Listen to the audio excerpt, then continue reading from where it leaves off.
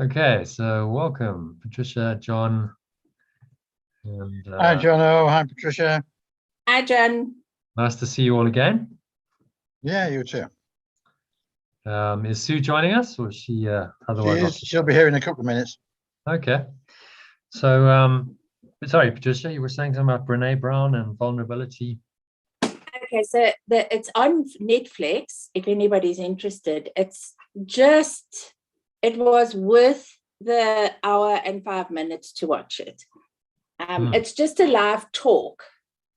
It's about vulnerability, and she says, and the thing she says, I'm going, oh my word, how ego plays these games, because ego says that if you're vulnerable, that you're in a negative space. And she's saying, no, when you're vulnerable, you have power, you have the right sort of love, and you have joy. Even though it's scary and it's putting you in a position that you're not sure of, yet being vulnerable attracts these things to you. And then it's just absolutely priceless, because she says only when you're vulnerable can you be brave and have courage. You can't be brave and have courage if you're attacking someone. That's not being brave and having courage. That's just an attack. It's just beautiful. If you grandiosity is not courage. You know, it's like I puff myself up and I seem to be, but people who are in that state, it's very easy for them to, well, it's actually arrogance and pride. So it's very easy. Yes. I'm just going to share and my she says we've got everything so upside down that and I mean, she's not coming from a Course in Miracles place. She's just coming from experience. She's been a teacher. She's studied psychology. And she's just saying that when you're open and honest, you have this power, and you attract more love, more joy, because it is in that moment of being vulnerable that you are brave and you have more courage than you can possibly imagine. But the end result is love, power, and joy. Those are the things that come from being vulnerable. But I'm just saying that if people are interested in what surprised me most, it was on Netflix. I would never, but because I know about her and I know about, I have a book of hers. It's about shame and guilt and blame. And it's again about being vulnerable to those places and admitting if you've done something wrong, and the release it brings you. And so it's a very interesting talk, and it's an hour and 5 minutes, but it's worth the hour and 5 minutes. And when I've got another hour and 5 minutes, I will definitely listen to it again, because she actually has some very powerful things to say in it. Well, please post it to the group. I will. It's called The Call of Courage. I'll put it on the group. And but it was definitely worth the time to watch it. So yeah, so just a comment on that would be, if you look at the scale of consciousness here, kind of puts it in some perspective. So you've got this is David Hawkins's map of consciousness. You've got courage at 200, which is the breakthrough level. So as you said, it takes courage to transform. You have to have the courage to be vulnerable, as a kind of base state. And then below that is pride. So if you're in grandiosity and you're going, I'm trying to show that I'm invulnerable, but I'm not really. That's pride, and that takes you down. And if you notice, it's very easy for people who are proud to get angry.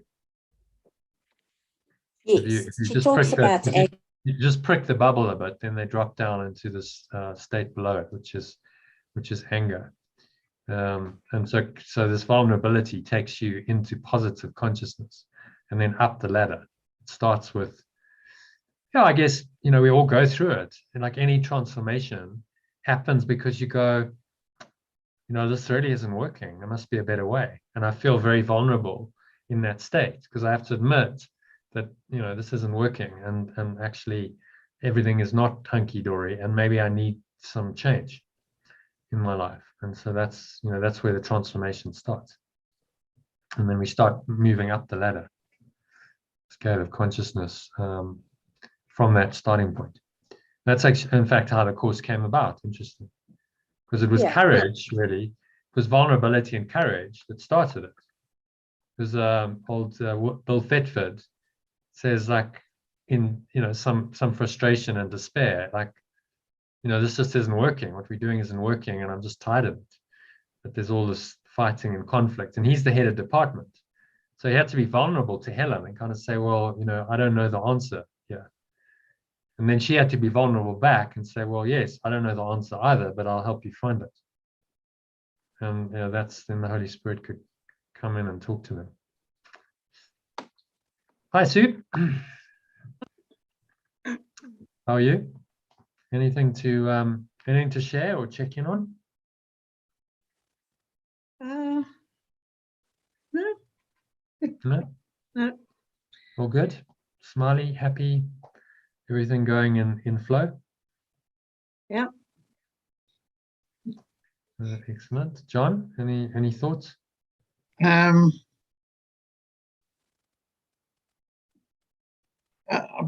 have been reading the text, actually. I've been enjoying that. So you're reading it before our evening sessions? Yeah, well, yeah, because I don't. What happens on a Sunday? We just skip the one for Sunday, do we normally? Because I've been reading that one. No, we do it in the session. We read it in the on the Sunday. Okay. Yeah. What? Long Sorry, session. I meant Saturday. Yeah. Saturday, yeah, you're on your own there. I mean, I'll give you as like, well, if we can develop those recordings, then I can give those recordings in future. But at the moment, I don't have them because the Saturday is the rest day. So, but I guess one day doing it on your own is a bit of a change. I think it's quite good actually, just have a day ourselves. Yeah. I did I read think it. so, yeah. I need a break. But I think everyone needs. Oh yeah, absolutely. Like 7 days a week is. Yeah. No. I mean, as it is, my wife's like, most people do once a week. Why are you doing 6? Because well, the problem is if you don't do it this way, you don't cover the material. It's all in recordings and stuff, and so there's huge. If we only did a once a week session, there's no way you can cover it comprehensively, doing the workbook and the text every day. No. But it's good that you're reading it. Yeah, she's got a point. Yeah, so if and when I go back, which will hopefully be in March, then we might just have to adjust the times. So we'll still do it, but we might have to do more in the day. So like one longer session on 3 or 4 of the days, and then maybe 3 evenings a week, sort of thing. And people can do more. People can do more on their own as well, and come with questions. I think. And yeah, I mean, I want to, like, if I'm offering a program, I want to do like say, so we're doing workbook and the text, but we can cover that in one session. It's possible. It's just a longer session in the day. So anyway, well, let's see. My appeal hearing is on the 21st. Of March. No, of February. February. Okay. So all right. So we should hear from them within a week or 2 of that, as to what the decision is, and then if it's positive, then I can come. There's nothing stopping me. Oh, okay. Excellent. I'll actually have the settlement. There's a few. I've got to get it. Got to go to Pretoria and get it granted and stamped and etc. But that's just logistics. Yeah. So then I don't have to do a visitor's visa and run the gauntlet at Heathrow or Gatwick. So well, yeah, it's whole thumbs. Okay, right. So that's the 21st of Feb. Yeah, 21st. Well, that's soon. That's soon. Yeah. So the day before, I think we should do a group meditation and be like, right. Yeah. On the day, actually. So what is that? I think it's a Monday. So Monday at that time we'll be doing our session just before that at 12:30. It's from 2 o'clock in the afternoon. So we can actually do a med on it and like really Yeah. create some positive energy, because Deborah's going to go and do it on her own, so she's got some spiritual support. Absolutely. Yeah. Totally with you on that one. So I was reading, actually the text I was reading actually was about prayer. There was a couple of paragraphs on prayer. It was saying, that, as we have said in the groups, prayer is not about asking for something, but requesting that the conditions that led to the situation be removed. Well, as he says, the only true prayer is the prayer for forgiveness. Yeah. In fact, I'll get it. I'll read it. It's a nice little passage. Give me a moment.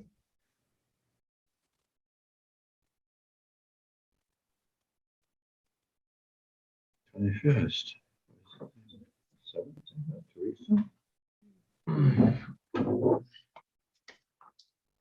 Prayer is a way of asking for something. It is the medium of miracles. But the only meaningful prayer is for forgiveness, because those who have been forgiven have everything. Once forgiveness has been accepted, prayer in the usual sense becomes utterly meaningless. The prayer for forgiveness is nothing more than a request that you may be able to recognize what you already have. So he's stating it pretty clearly here, pretty clearly there. And But what bit are you reading from there, John? it's from the course. It's actually in a little brochure. So I'll find it for you. It's in, I can't remember offhand. Let me find it. It's in the text, I think. So let me just duplicate this. And searching, so the prayer for forgiveness.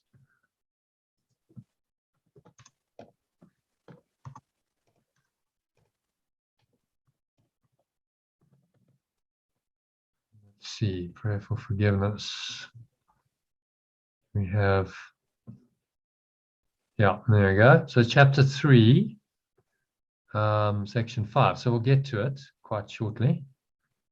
Okay. But just so you know, there it is. Do you want to read? Why not read that paragraph? It's a lovely one. Yeah, okay. Prayer is a way of asking for something. It is the medium of miracles. But the only meaningful prayer is for forgiveness, because those who have been forgiven have everything. Once forgiveness has been accepted, prayer in the usual sense becomes utterly meaningless. The prayer for forgiveness is nothing more than a request that you may be able to recognize what you already have. In electing perception instead of knowledge, you placed yourself in a position where you could resemble your Father only by perceiving miraculously. You have lost the knowledge that you yourself are a miracle of God. Creation is your source and your only real function.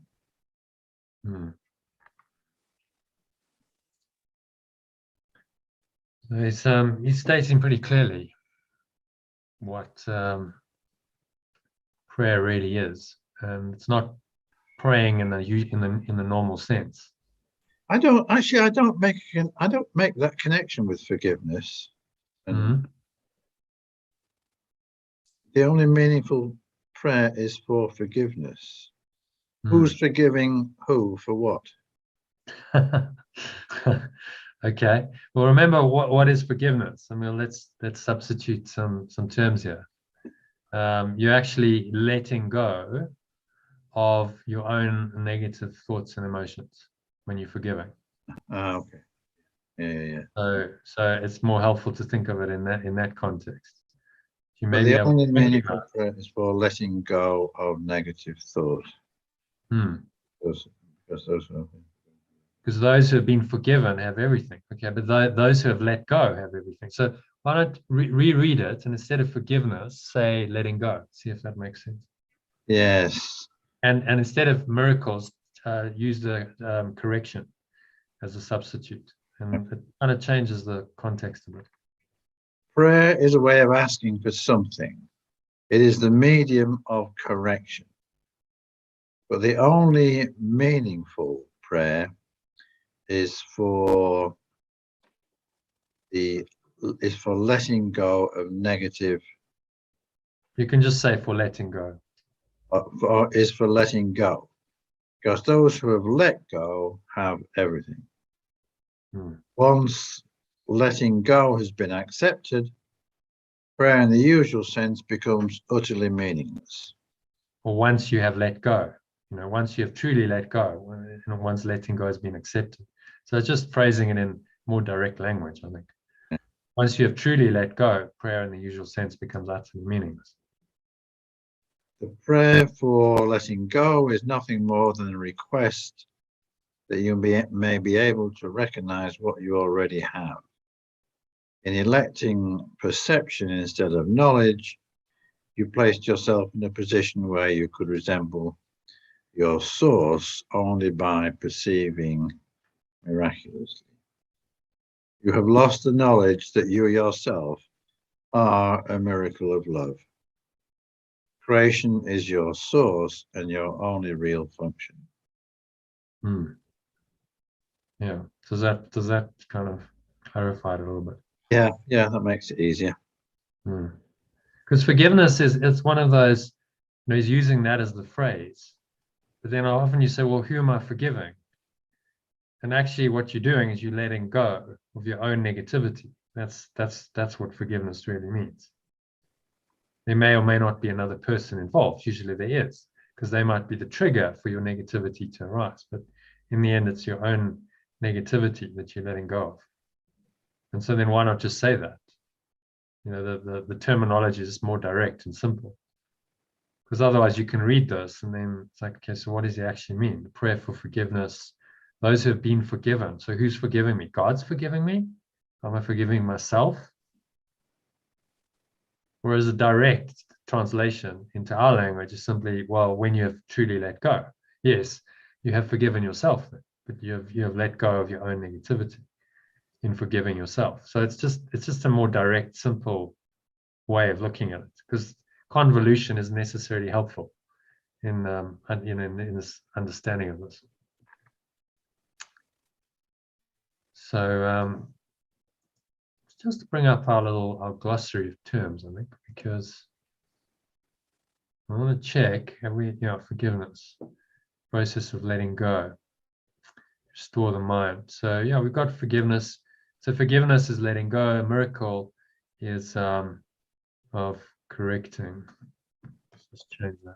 Can you see my glossary or not? No.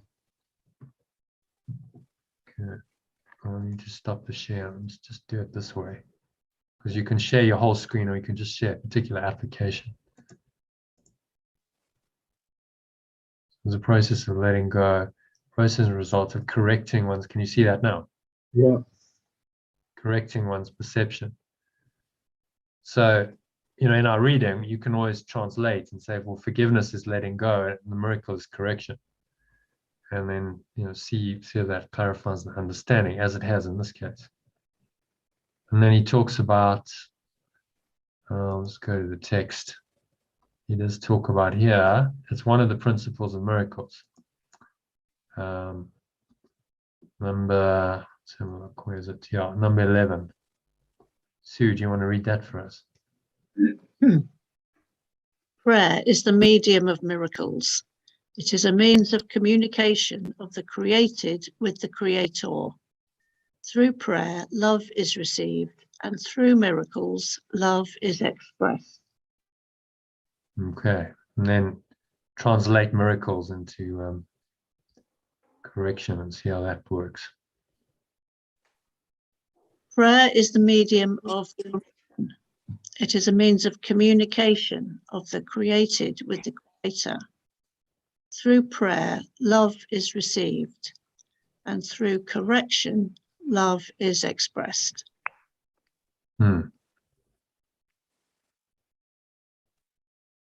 through corrections. So, yeah, interesting. Because a miracle is both a correction in your mind, and then often it has tangible effects in the dream. So then it's expressed. So it's the medium of correction. So almost like whenever we're going into a state of at one-ment, so you're bringing your problems and your difficulties, and you're bringing them to the Spirit, the Holy Spirit. That is a prayer.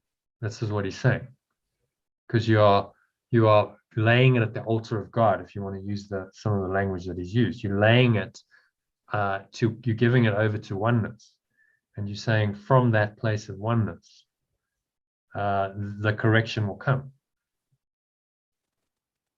So it's the prayer to let go, the prayer to pure formless awareness, to help you to let go of this attachment to this negative thought and emotion. Laying it at the altar of God, if you want to put it in another way. And so that's the true prayer. You ask him for help by taking it to this higher self, to this pure formless awareness, saying, well, from that perspective, none of this exists. And then through that correction, once you've done that, the love is expressed through you into whatever the situation is, into the world.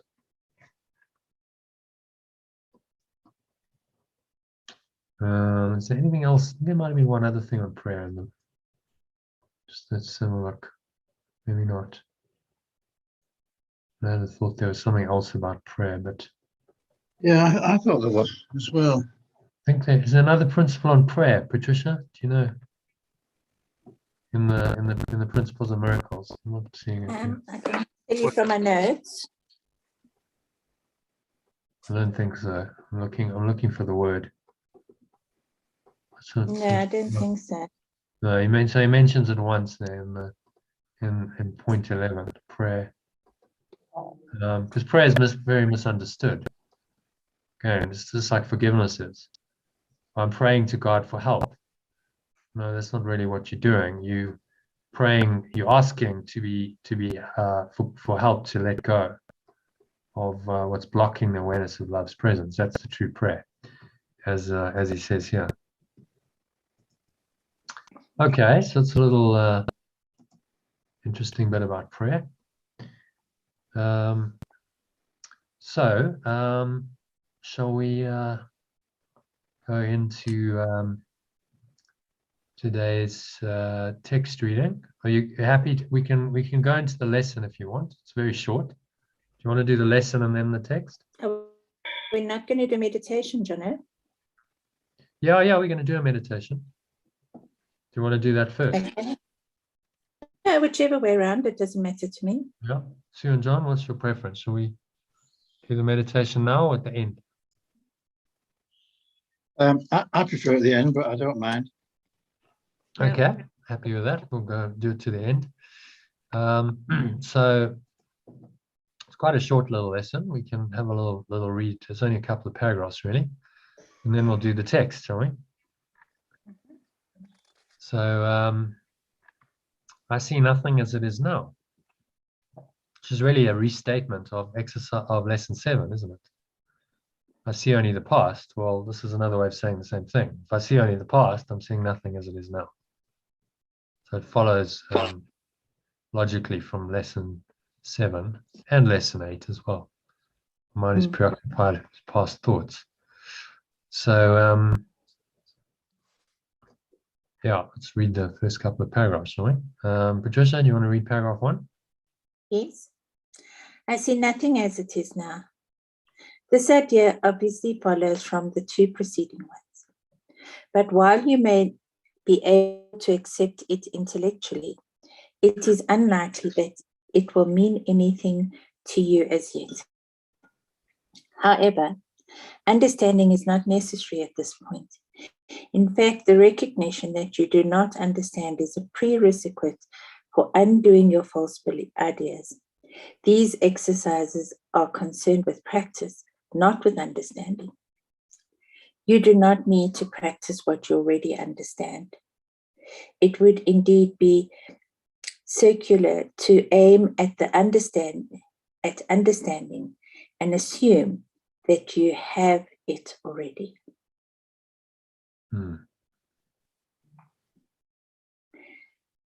When I first started the course, this line, in fact, the recognition that you do not understand is a prerequisite for undoing your false ideas, was a huge relief almost for me, that I didn't need to understand what I was doing. I just had to practice it. And it was at the same time freeing, because if I don't have to understand it, the understanding will come later. It makes practicing the exercises even easier, because I don't have to know them. I don't have to understand them. And this is actually one of my favorite lessons in the Course in Miracles. Yeah, because he's being very, very gentle and kind as a teacher, isn't he? Saying, I get that you don't understand, and that's okay. It's quite okay, because you don't have, if you understood perfectly, you wouldn't need these lessons. So this is all part of a process, and just focus on what you need to do, which is to practice. As it says, these exercises are concerned with practice, not with understanding. You don't need to practice what you already understand. It would indeed be circular to aim at understanding and assume that you have it already. So the logic is very, very clear. And it's got a nice kind of feel to it. He's being very kind and gentle here. Okay. Move on to number 2. John, you want to have a read of that? Yeah. It is difficult for the untrained mind to believe that what it seems to picture is not there. This idea can be quite disturbing and may meet with active resistance in any number of forms. Yet that does not preclude applying it. No more than that is required for these or any other exercises. Each small step will clear a little of the darkness away, and understanding will finally come to lighten every corner of the mind that has been cleared of the debris that darkens it.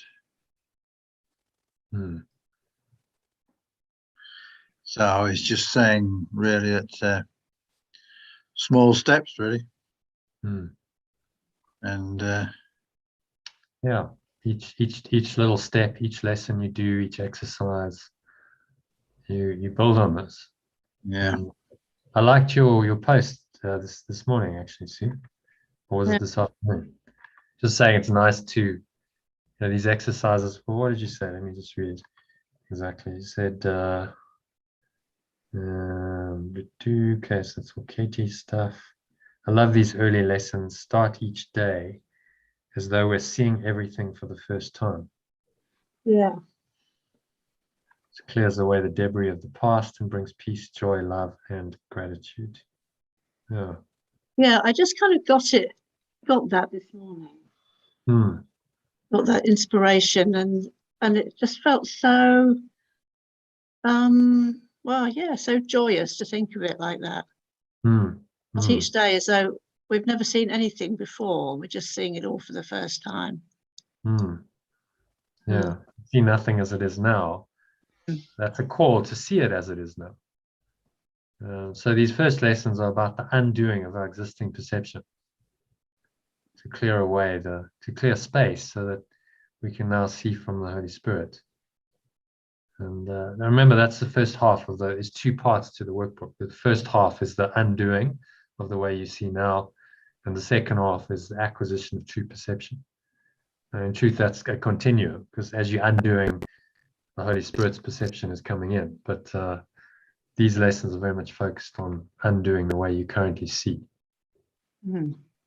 And just finding an innocence. I think there's a purity and an innocence in looking at everything afresh without all of that past conditioning, and just being able to see everything as though when we're children, we just, the world is fresh and new and clean, and everything's like, wow, that's amazing. Like I didn't know that before. And there's this kind of innocent wonder. And then as we, grow older, we get a bit jaded. It's like, okay, well, we have all these beliefs that influence the way we perceive. And this is just stripping that away and saying, well, you can just see from this clean, clear point of view that without the past, without all of my past conditioning and my programming, I still have perception. I'm still seeing and hearing and so on. But how I interpret these things is going to be very different. So I'll give you an excellent example. If you've read Eckhart Tolle's story, you know how he had that kind of overnight awakening. Literally, he passed out and he wakes up the next morning having his ego just kind of dropped away, and he opens his eyes and he looks at the light coming in through the window, and he's going, that's just so amazing, that's just incredibly beautiful. And he's never seen it before. So as though he's never seen that before. So he's seeing the room for the first time, and describes it in the introduction to The Power of Now. And so, that's the opening, that's the enlightened perception, where you just see the beauty. And it's not because he's attached to the form. It's like he said everything was like there was a light shining through it. It's like there's this effulgence to everything because you're seeing from your own true mind. And so perception is not out there. Perception is in your mind. As I think it's lesson 30 says, God is in everything I see, because God is in my mind.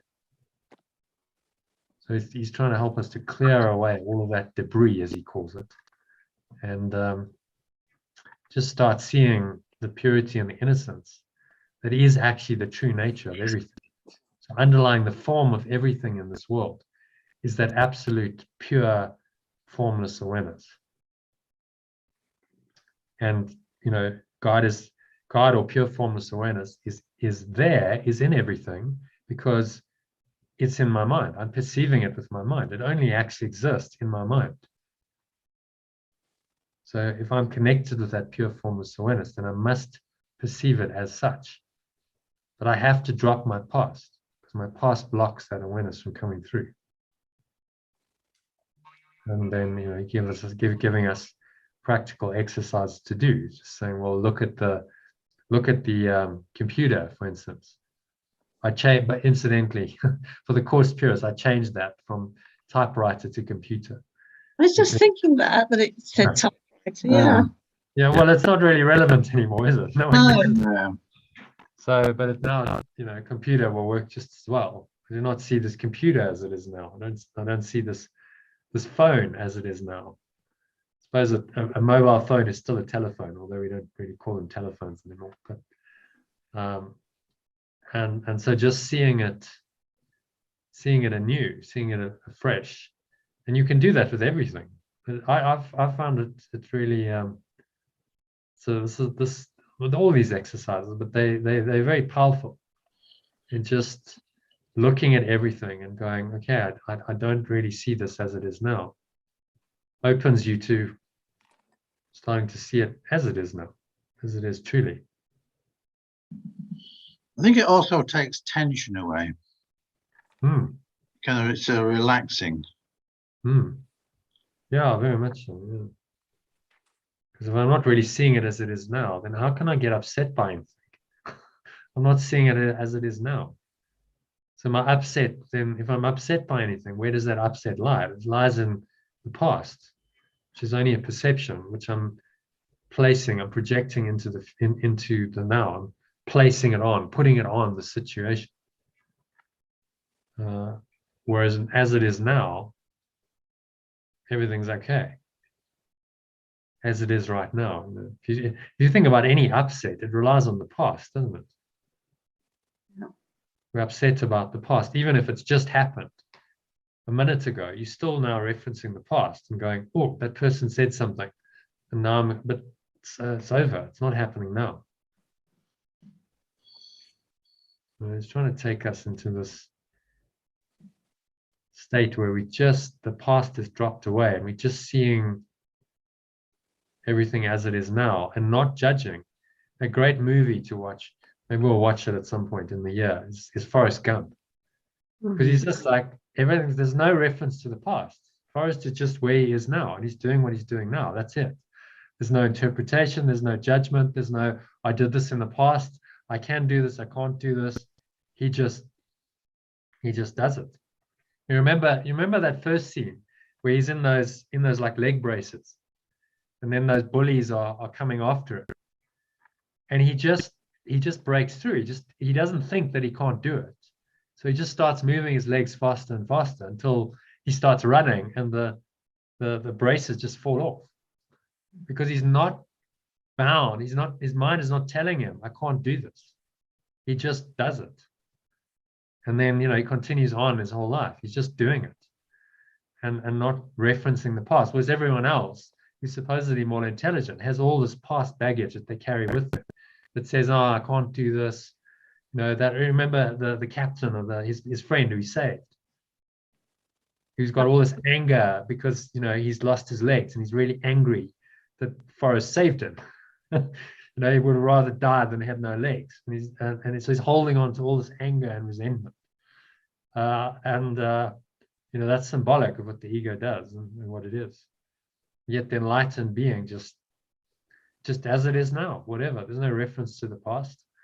And I operate in the now, and I'm fully, like he's the Zen master, really, because he's fully in the now and whatever he's doing without referencing the past. So these early exercises are training us to do that, setting the foundation to enter into that state where we just fully immersed in the present, and it feels very liberating and very joyful when we're in that state. So these are really good foundation lessons. Okay, so I can guide you through that in a meditation at the end or now, or we can dive into the text now if you prefer, and then we'll do that. We'll do that at the end of the session. Should we do the text? Yeah. Yes, you can do that. Okay, so not too long, 5 paragraphs, longish paragraphs, but we should get through it fairly quickly. So this is the meaning of the last judgment. What does that actually mean? He's going to explain.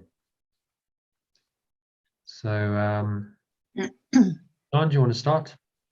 Kick it off with number 1. Yeah.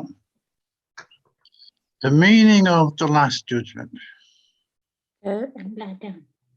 One of the ways in which you can correct the magic miracle confusion is to remember that you do not create yourself. You are apt to forget this. You become egocentric. And this puts you in a position where a belief in magic is virtually inevitable. Your will to create was given you by your creator, who was expressing the same will in his creation. Since creative ability rests in the mind, everything you create is necessarily a matter of will.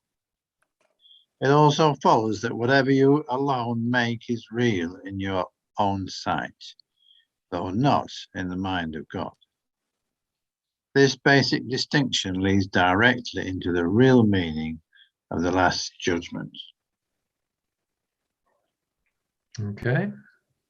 Maybe I just want to retranslate that one sentence.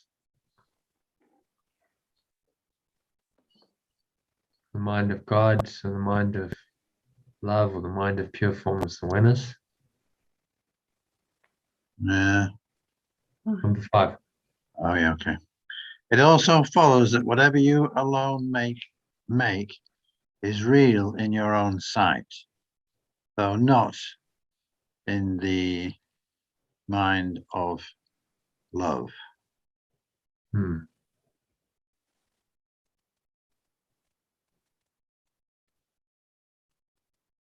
this leads us directly into the real meaning of the last judgment.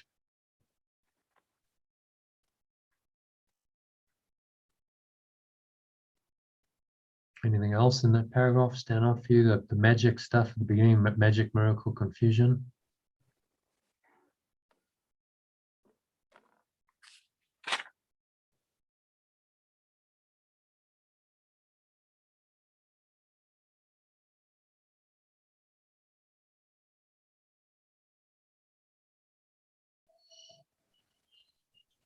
I'm not sure what the Last Judgment's doing in here. I guess we're going to come to that. Yeah. Yeah, we will. He's just using it as another pointer, really. It's a term that points us to the judgment of the Holy Spirit that is judging against the ego and the world the ego made. And as he says, it's quite a threatening idea in our thinking. You understand what he's saying about magic, miracle, confusion? You did not create yourself. Mm. Okay, can you explain that?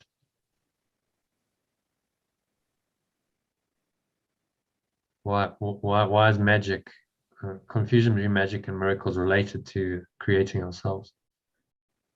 I believe we think we've created ourselves. Yeah.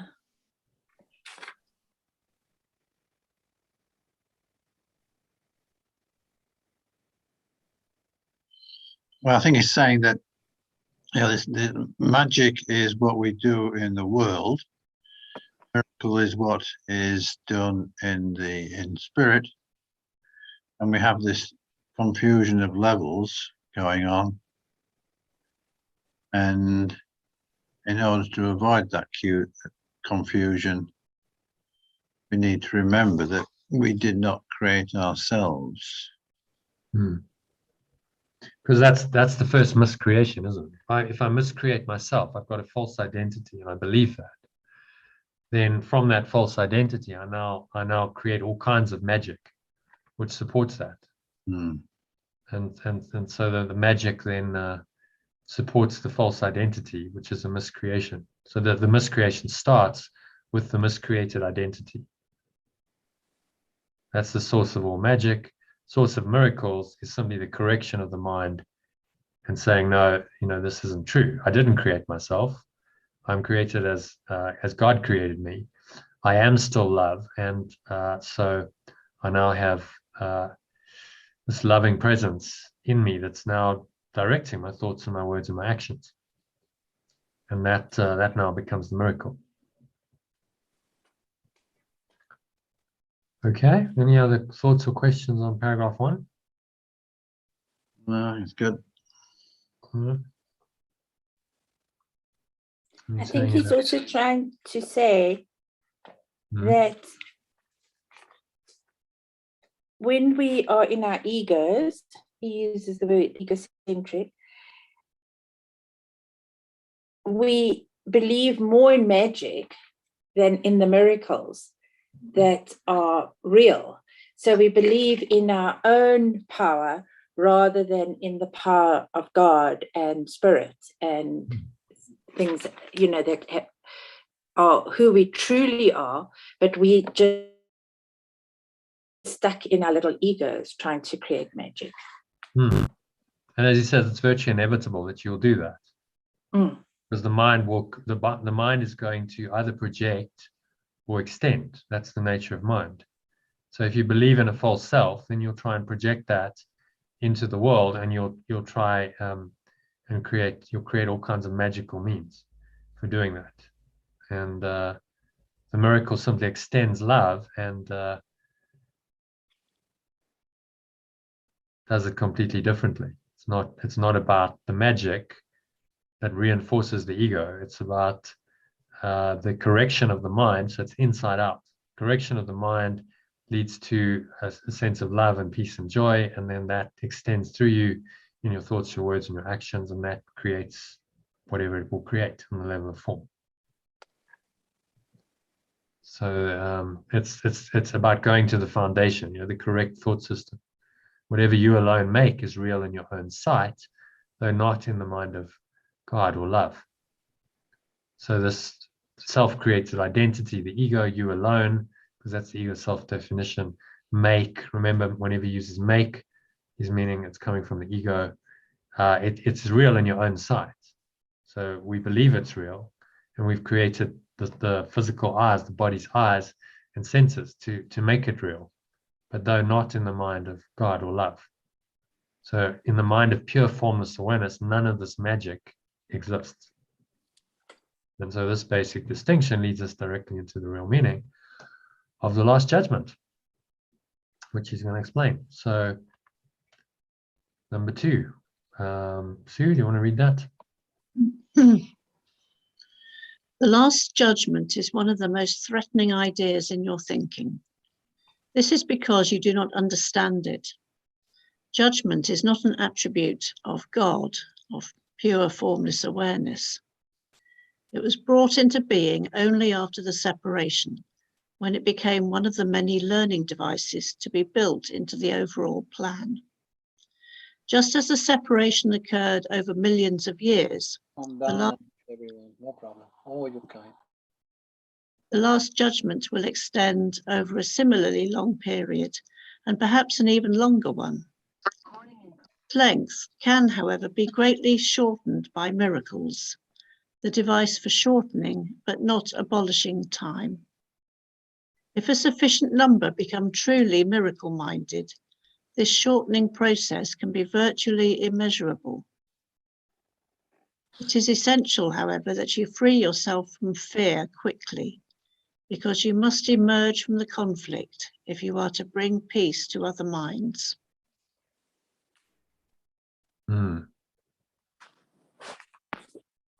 Okay, quite a bit there. So want to unpack that? Can you give us a little something of it?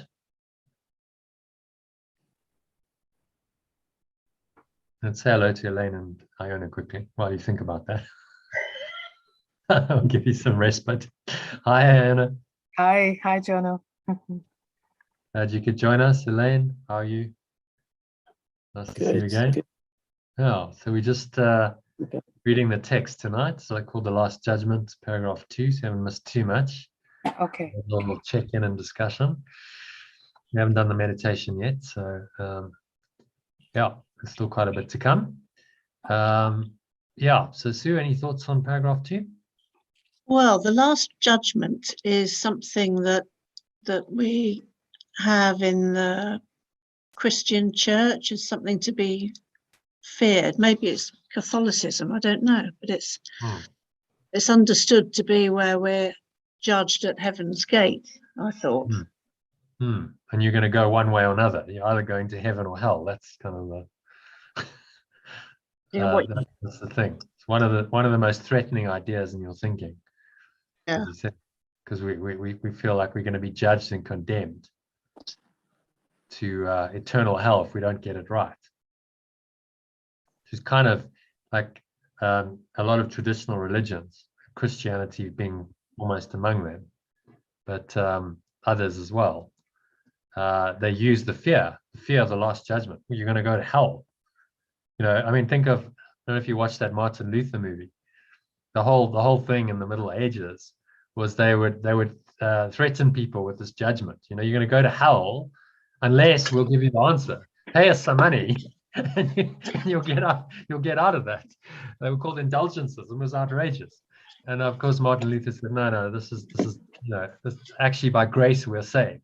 It's not anything we do, and certainly money is not going to do it. So it is, it goes along with that whole guilt, sin, fear program of the ego, that we think that judgment is condemnatory. So here's there's 2 interpretations of judgment in the course, right? There's the judgment of the ego, which is condemnatory and very threatening to us because it's basically going to attack us and kill us. And then there's the judgment of the Holy Spirit, which is simply saying that this is not true. So this is quite a very useful extra there, because it highlights the different uses of the word judgment. The word judgment. I'm going to mute Lucy because there's a lot of background noise going on there. Hi, Lucy. Nice you could join us.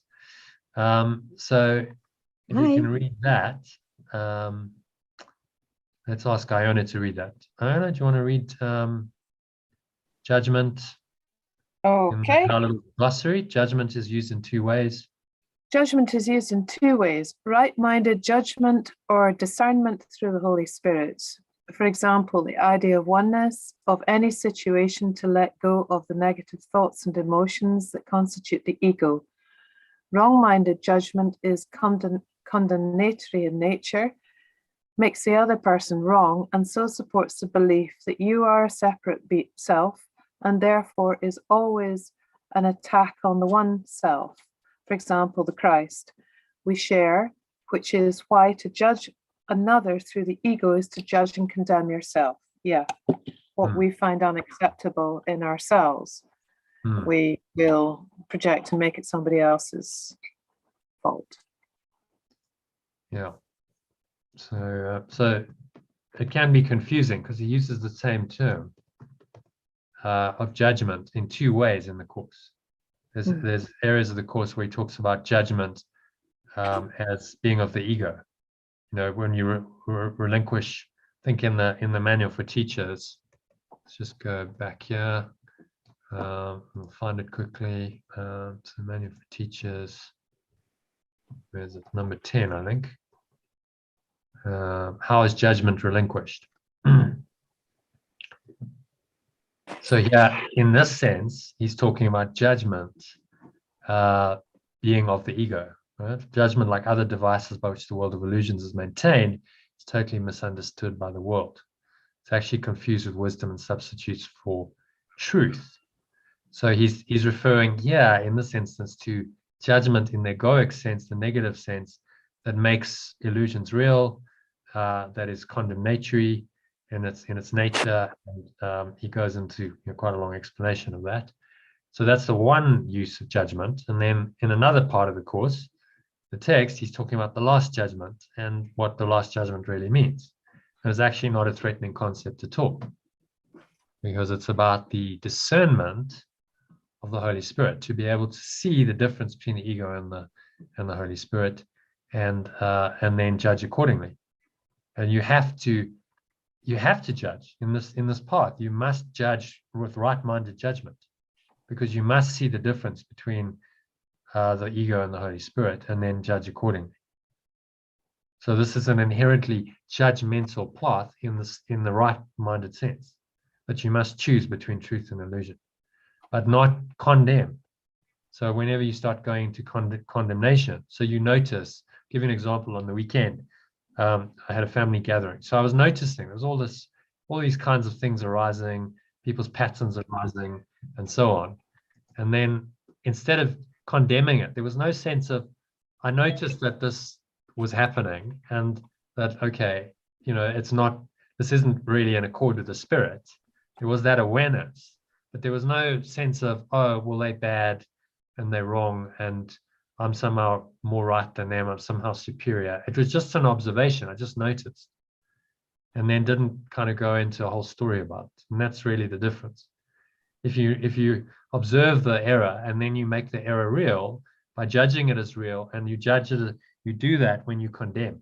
You say that's really happened, that person is bad, that person is guilty, and you just made the error real, and you made it real for yourself as well. And that's the judgment he's trying to get us to see is not of God. Condemnatory judgment is not of God or love. Okay, does that make sense? And we'll clarify it as we go on, because he talks about this last judgment, what it really means as we go. Okay, so Sue, any other thoughts on that? Anyone else? Any comments on paragraph 2? I think his instruction number 8 is good, where he's saying that we have to free ourselves from fear before we can bring peace to everybody else.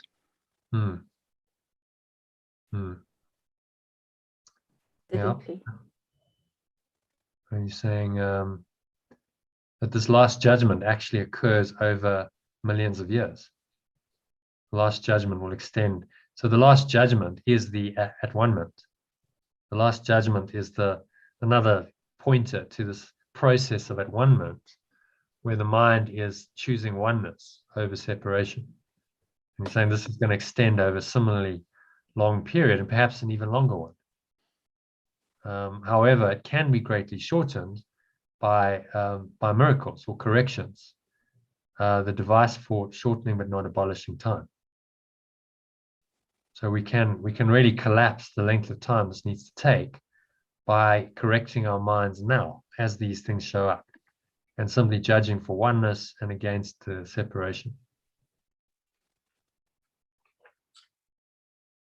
And he says, judgment is not an attribute. Jonathan, Yeah.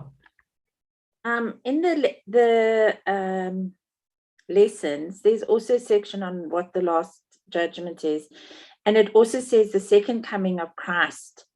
So it has a lot to do with this acceptance of who we are.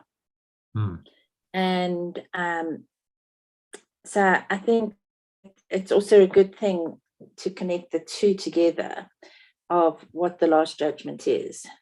Yeah, what lesson is that you're referring to? It's not, it's, we're in between in the second half where they've got all those things, forgiveness. Oh, yes. Yeah, I know what is the ego. There's a section on what is the last judgment. It's on my book, it's on page 455. Yeah. Okay. Well, let's see if we can find that. It's so after lesson 310. 310. Okay. Yeah. So let's see if we can scroll down there. Lesson 310. There we go. What is the last judgment? Yeah. So he's actually covered it here as well. So yeah, that's interesting. He's got a text. That's the meaning of the last judgment. What is the last judgment? Okay. So there he says, oh, okay, so there's a little bit there. Do you want to read that first paragraph, Patricia? Christ's second coming gives the Son of God this gift, to hear the voice for God proclaiming that what is false, and what is true has never changed. And this... Pause it there. Just pause there and translate that. So if you say Christ, instead of Christ, you say the one self. And the Son of God is the extension of love or pure formless awareness. And the voice for God will be the voice for love or pure formless awareness. And see how that goes. Okay. What is Christ again? The one self. The one self's second coming gives pure formless awareness this gift, to hear the voice of love proclaimed that what is false, and what is true has never changed. And this, the judgment, is in which perception, and this, the judgment, is in which perception ends. First, you see a world that has accepted this as true, projected from a now corrected mind. And with this holy light, perception gives a silent blessing and disappears or accomplished, and its mission done. Wow. Yeah, nice, because it's kind of clarifying what this judgment is. He's talking about here the judgment. Where are we in the right place? Okay, so it's how is judgment relinquished. Make sure I got the right one. He's saying here that this is not an attribute of God or love or pure formless awareness. It was brought into being only after the separation, when it became one of the many learning devices to be built into the overall plan. So judging in the right-minded sense is essential. It's essential as part of the correction process, which is letting go, which is forgiveness, which is the miracle. We must judge against the ego. And then he's just clarifying that here and says, this the judgment is in which perception ends, that what is false, and what is true has never changed. So it's seeing very clearly what is true and what is false, making that distinction and accepting it. And I think that's why he says it will take millions of years, before us as the human race to actually begin to see that we've been living in this illusion for so long. Well, it's quite a correction that needs to be made, because everything that we think is real is not, and that's a total reversal of the world's thinking. And so he's saying, well, it's going to occur over millions of years, which is realistic. You know, doesn't say it's going to happen. Some people are like, oh, we're all going to wake up overnight, and then it doesn't happen, and then we get disappointed. Well, why is everyone not awakening? Well, because it's a process. It's a slow process. It's been happening over millions of years. I think seems to be an acceleration. There's a quickening now of it, because we have the ability to now, we have technology that allows us to read these, you know, powerful words and to share. I mean, this would, you know, even 50 years ago was unheard of. You couldn't do this. You had a book, but you didn't have technology like this that allowed you to share it. And then instantly you mention something and I just flip to it and I pull it up on screen and everyone can read it. It's quite extraordinary, really. So we have the ability to accelerate our learning with this technology, and that's really the only constructive use of the technology to accelerate this process of the last judgment or the at-one-ment. No, I don't really understand this. Just as the separation occurred over millions of years. Yeah. Because I mean, the separation was the moment of the tiny mad idea. I mean, yeah, that was an instant. It wasn't millions of years. Yeah, but then it's played out over millions of years. Yeah. Yeah. So there's the thought of separation. That tiny mad idea kicks it all off. But in order for this to develop into this full-blown egoic thought system that you can see here, it's taken not just millions, billions of years. Yeah. Billions. Yeah. This is like, according to the cosmologists, we're something like 16 billion years into the illusion. Yeah. So it's taken a long, long time for this all to develop. And now for there to be all these seemingly separate forms containing the mind, this fragmented mind, and the whole world and the universe, this has taken a long, long time. So I think that's what he's referring to. And the separation keeps occurring as long as you believe in this, doesn't it? Yep. So as long as you keep believing in this, well, then the separation continues for who knows how. It'll go forever as long as minds believe in it. And what he's calling us to do is to say, no, don't believe it, disbelieve it, believe instead in oneness, and then you become the miracle worker in this egoic nightmare, to help people to accelerate this process of at-one-ment. Saying you don't need to suffer for millions of years more. You can actually wake up now in this lifetime, and then the dream is over for you. So for Jesus, you know, he's transcended. He's sitting in oneness, but he still understands that there's the separation idea going on, and so that we are seemingly outside of oneness. And so his at-one-ment process is to bring every single person back, every mind back to oneness. And his at-one-ment will not be complete until that process has happened, which he's saying is going to take millions of years. But he's patient. Well, some of us are a bit stubborn. Yeah, we're very stubborn. We're very stubborn, over and over again. And we don't want to give up our specialness. Yeah. And so the world continues, because this is where you come if you believe that you are a special individual person. You come as a human being into this world or other worlds. I'm sure there's many other locations we can go to in this dream we call this physical universe. We're not the only place where you can go. But for some reason, you know, we've come to this place, to this particular time, space, this particular time, space dot, really, point in time and space. And we come here to learn our lessons. And there's no better place to learn, I think. I think this place is chaos. Earth is chaos and mad. So what a place to learn the truth. You know, you come here, they say, you know, oh no, you're going to Earth. Oh, okay. So that's the hardcore school of learning. You're going to be thrown into this, and you've got to deal with all this, and come into your right mind and judge it truly. Whereas if it was a gentler dream, it was all kind of hunky-dory and hey chihuahua and lovely, then you wouldn't get those lessons. And you go, oh, this is nice, I'll come back. Because it's a nice place to be. And, you know, I think we all know we wouldn't be here. It's not a nice place to be. Otherwise we wouldn't be doing this work.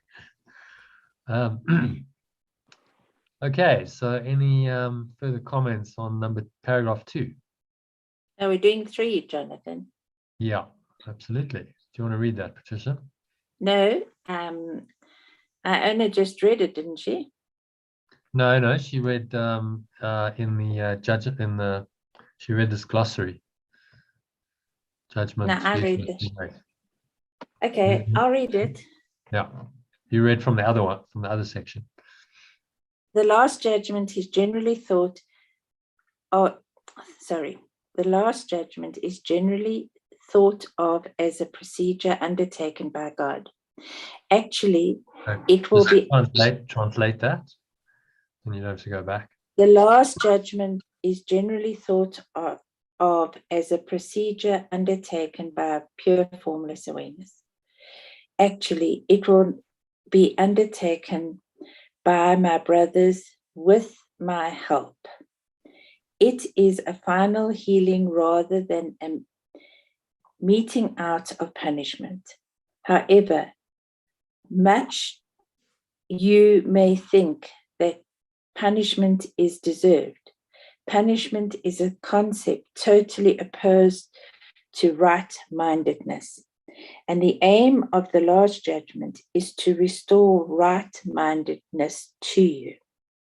The last judgment might be called a process of right evaluation. It simply means that everyone will finally come to understand what is worthy and what is not. After this, the ability to choose can be directed rationally. Until this distinction is made, however, the vacillation between free and imprisoned will cannot but continue. Okay, quite a bit there. So anything stand out for you?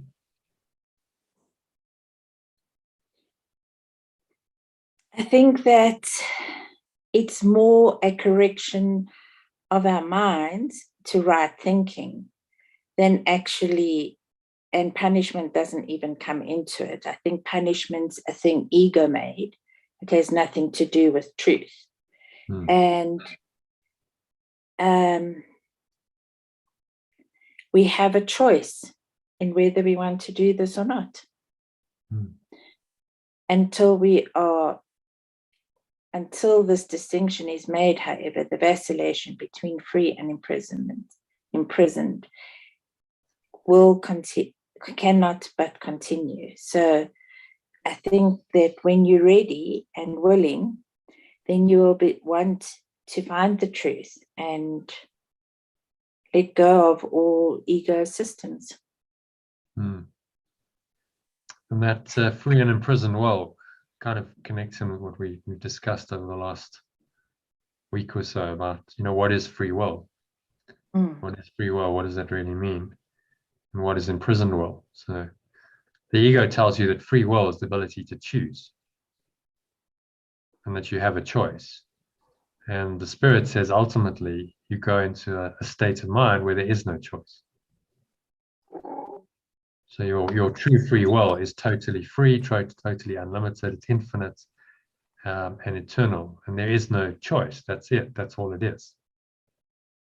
The other choice, the seeming duality, is the imprisoned will, which is the ego, imprisoned by its own beliefs. And he's saying at the moment you choose for love, you wouldn't want to go back to an imprisoned will. There's no ways you would want to even consider that. Yeah, except we don't fully choose, do we? So he's saying these vacillations continue until you're clear about this process of right evaluation called the last judgment. We vacillate. So we go, well, I mean, I give you an example. So Elaine the other day was saying, well, I know that it's right. I don't really want these cravings for like chocolate and cheese. But can't I just have it now? Can't I just have it now and then I'll change my mind? So there's an example of a vacillation between free and imprisoned will. And we choose to vacillate because the ego still attracts us on some level. And we think that somehow that's going to offer us something. And it's when we make a clear, it's like no more, that's it. I'm never going to choose the ego again. I might be tempted, but I'm not going to go in the opposite direction, change my mind and go back into the separation and then go, oh, well, it's fine. I'll change my mind again. I'll change my mind down the line. He's saying, no, don't do that. Because it's like you've got a fork in the road and you've got two ways to go and they're opposite directions. And then you're choosing to go one way for a bit and you walk a few steps down that path and then you change your mind. You go, no, I'm actually going to go the other way. And you walk a few steps down that path and then you walk back and you're just going to go back and forth. You're not going anywhere. You're not really moving because you keep changing your mind. And so he's asking us to commit to this and say, don't vacillate. Keep on with this process of right-minded judgment and letting go of the ego systematically and progressively. And then that takes you down the right pathway on your journey. And then you're making progress. And you have to leave behind the other pathway. And whenever you get the choice, just keep making the right choice. Leave behind the other pathway, which is taking you to the road to nowhere. Really, I was actually in a little place called McGregor last year when we were running the last course actually, and there was actually a road that went nowhere because it went out of the town and then it went into the mountains and they stopped. They didn't finish the road, so it never. So if you took that road, it looked promising, but you would have ended up in a dead end. Nice view, but dead end. You're not going anywhere further. So that's where the ego leads you. It seems to be attractive and nice, but in the end, it's a dead end. And you're going to have to turn around and retrace your steps. So why even take one step down that road when you know that this is a dead end? And this is what he's trying to get us to see and to make the decision. Yes, the Spirit and only the Spirit will be my guide, and I'm not going to vacillate anymore. And as I'm called to make this process of right evaluation, to judge correctly from the Holy Spirit, I will do that. Because that's how I get home. Through these decisions I have to make, I must evaluate my experiences correctly in this world. Okay? Any questions on number 3? No. All right, so let's ask Elaine, can you read for us number 4?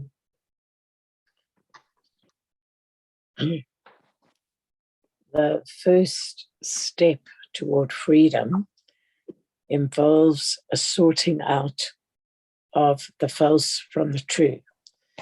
This is a process of separation in the constructive sense and reflects the true meaning of the apocalypse. Everyone will ultimately look upon his own creations and choose to preserve only what is good, just as God himself looked upon what he had created and knew it was good. At this point, stop there, just translate that sentence.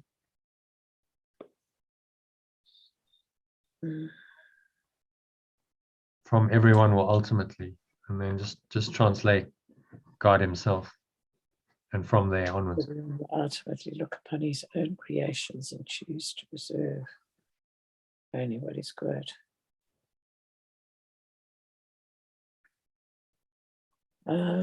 Just as what's God?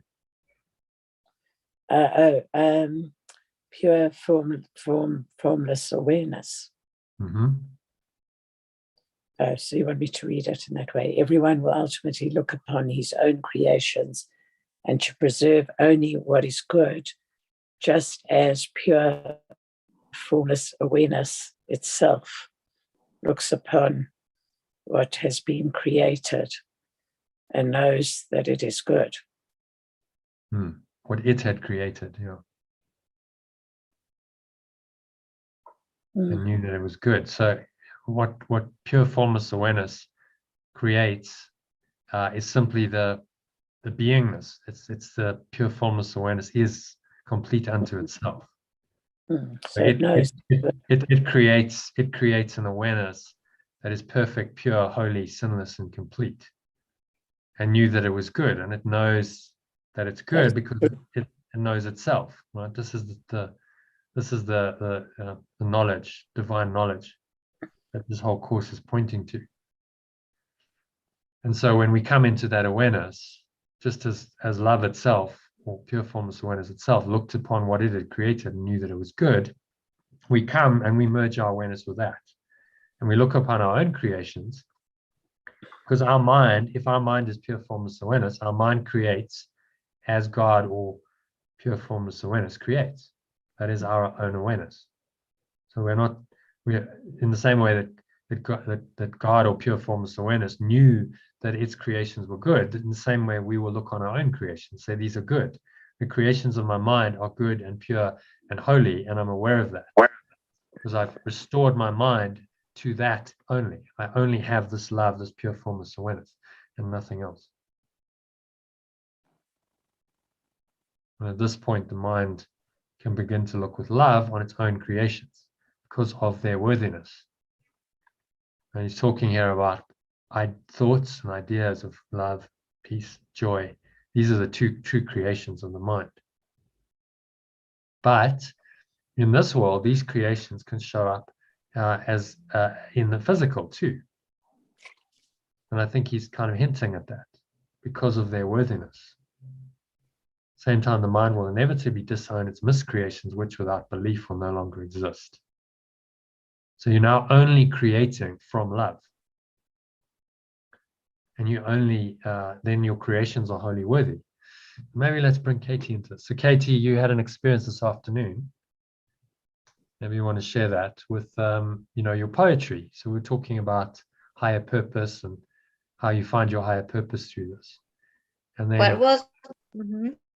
and then you felt like inspired to share some of it, whereas before you hadn't. And so, at this point, the mind, you reach the point where the mind can begin to look with love on its own creations because of their worthiness. So that would be a good example of that. You then saw that this is actually coming from the spirit, and these creations are worthy because they're coming from the spirit, from my right mind. And so I naturally want to extend them, to share them without any fear that they're going to be judged or rejected or condemned, because I know that because of their source, I know that they're inherently worthy. Did you have that experience? I feel that they are not coming from me. What I can observe is that I am I'm falling back, into that special ego, I hope still that people like it. So there is still this I'm feeling all responsibility, but I know that it's not feel like it's yeah. And if it's good judgment, I don't take that. So I'm still messing around with it.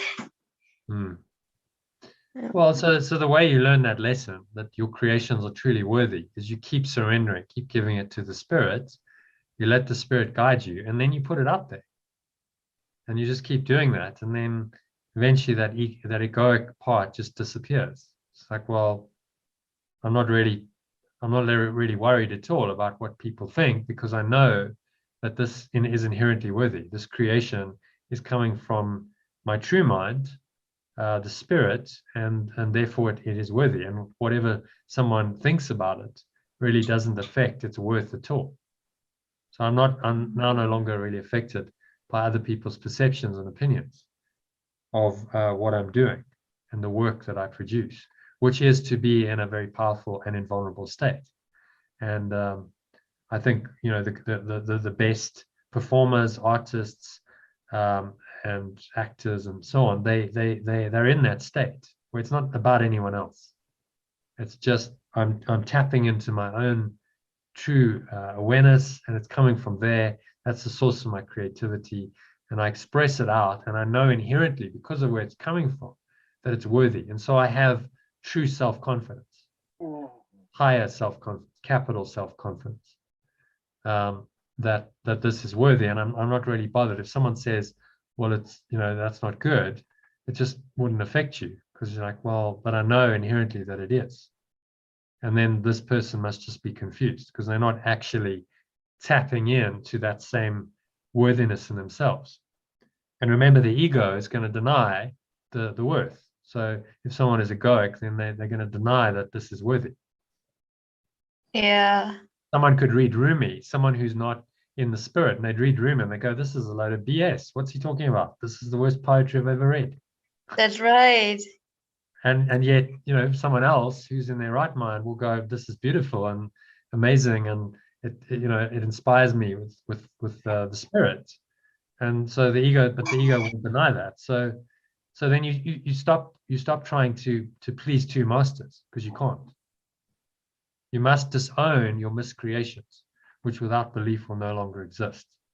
So all of your own thought system of unworthiness and am I good enough and so on, all of that needs to be disowned in order for this true spirit of love to come through you, and then that you just know that whatever I'm creating from that awareness is true and worthy. Just die, Katie. Die for God, and then you will be reborn. Okay, Jonah, I do it tonight. No, I don't. Yeah. Let it all go, Katie. Let it all go. Let it all go. Yeah. So part of your process here, if you do this, you write the poetry, and part of the writing of the poetry is then the undoing of your unworthiness. You see, as you do it, you actually transmute that belief, and you turn it around, you undo it into, and you flip what I call flipping your flop. You flip the fundamental life operating program of unworthiness around, and you start to say more and more, I am worthy. And so I write, and I express my writing. I publish it, because that overcomes that program, you see. And this is the way the Holy Spirit then uses your actions in this world to help you. Okay. Do you get it? I'm in. Yeah. You're all in. Brilliant. So as I said, we'll cover this in more detail further on in the course, in exercise 9, in this lesson, in the course manual. Just somewhere here. Let me just bring it up so you can see exercise 6. Has everyone done exercises 1 to 4, by the way? Yeah. So exercise 9, finding your higher purpose. We do that in the last week of the course. So it's a little warm up to this, but all of this is a lead-in to really find that higher purpose and that calling that is the extension of love, and it's also your own undoing. In doing this, you undo your ego. That's what happens. So by following this calling, you undo your ego. Okay. Just by doing what I love. Yeah, exactly. And if you find resistance to that, then know why, because it's the ego holding on.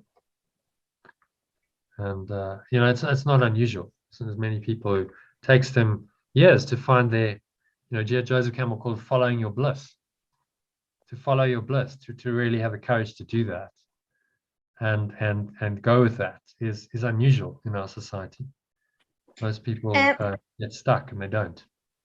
I have a question. Till when? I want to talk later with another Course in Miracles student, so I wonder how long will the session be today? Till when?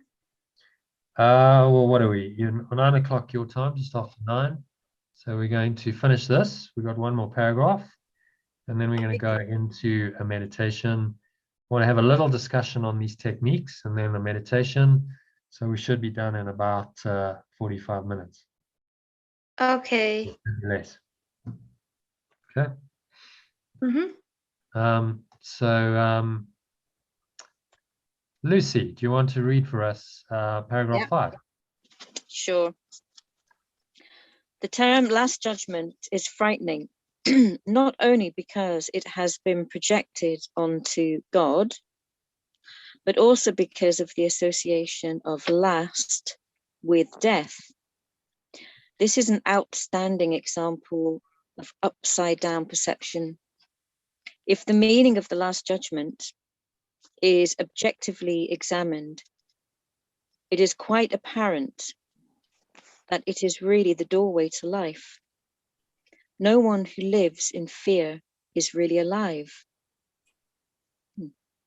Your own last judgment cannot be directed towards yourself because you are not your own creation.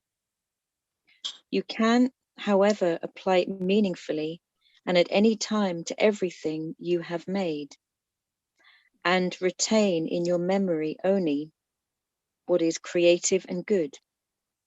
This is what your right-mindedness cannot but dictate. The purpose of time is solely to give you time to achieve this judgment. It is your own perfect judgment of your own perfect creations. When everything you retain is lovable, there is no reason to fear to remain with you. This is your part in the atonement. Not much to translate there except that first sentence.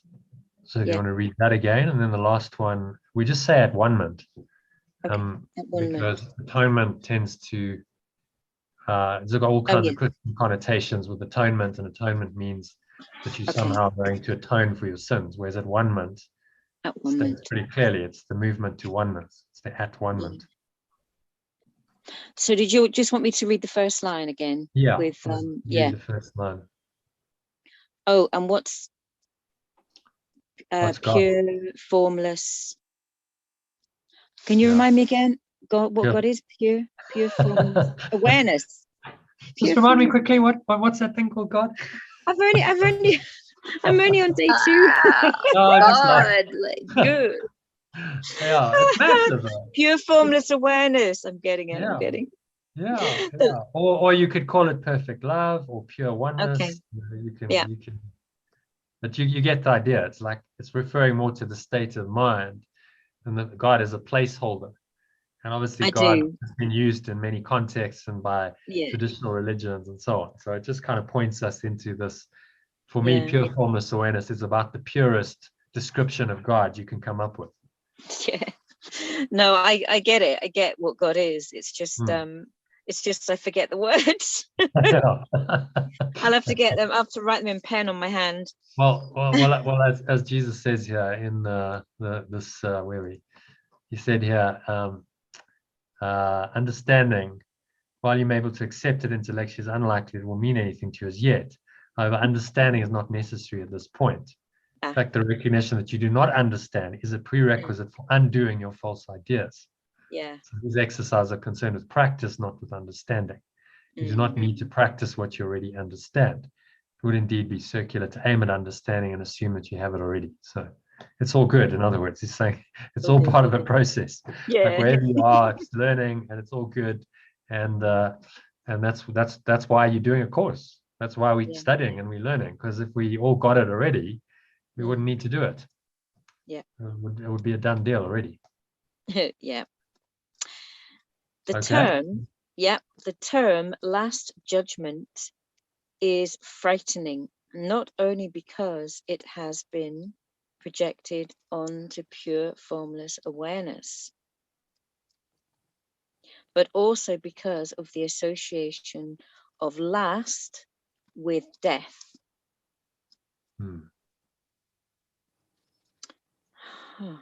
So how does that, it kind of changes the meaning of it, doesn't it? When you say it's been projected onto pure formless awareness. Oh, wow. So what I've done is I've created this whole false idea of judgment, which implies condemnation, sin, guilt, death, in that misinterpretation. It's the whole egoic thought system there. And I've projected it on to pure formless awareness. Isn't that interesting? And that's exactly what we've done. So we've covered over that pure formless awareness, and we've now projected it over, and we've covered it over, and hence the idea of the veil of illusion. Yeah.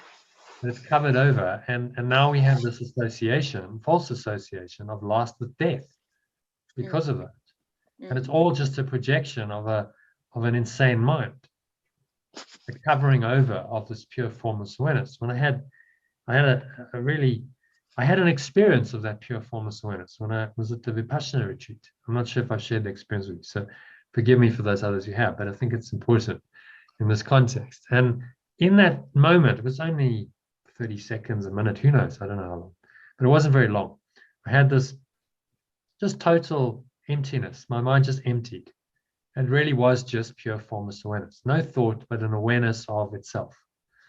And then very quickly after that, I kind of started interpreting that. So the Holy Spirit then interpreted and said, well, yes, this is what you've done. You have projected all of your own ideas out there on the screen of time and space. And all of this is really just to cover a veil of illusion over pure formless awareness. So it's actually a blank screen. What's really there is pure formless awareness. But the projection on top of that then creates the illusion. And now we see that as outside of ourselves. We judge it as real, and that covers over this pure formless awareness. And now all of these thoughts and emotions, the egoic thoughts and emotions, are justified by what we seem to see as the covering over pure formless awareness. And what he's trying to do with all of these exercises and this whole Course in Miracles is to remove the cover, to take away our belief in and our attachment to that cover, and remove the veil, and then what's remaining is pure formless awareness. That's because that's all that ever was really there. So it's a cutting away, a removal of the veil to then reveal what is there, and in fact has always been there. You could not have an illusion unless there was pure formless awareness that underlay it. And he's saying the purpose of time is solely to give you time to achieve this judgment, that you're willing to lay aside all the illusions and retain only what is lovable. In other words, what's pure formless awareness. And then there's no reason for fear to remain with you, because all the illusions have been simply stripped away. And the fear lies in those illusions, in the miscreations. And this is your part in the at-one-ment. So as you do this and you strip away the veil of illusion, that's your part in this process of at-one-ment, which, as he says in the beginning, you missed this, I think, Lucy, he's saying that this will take millions of years.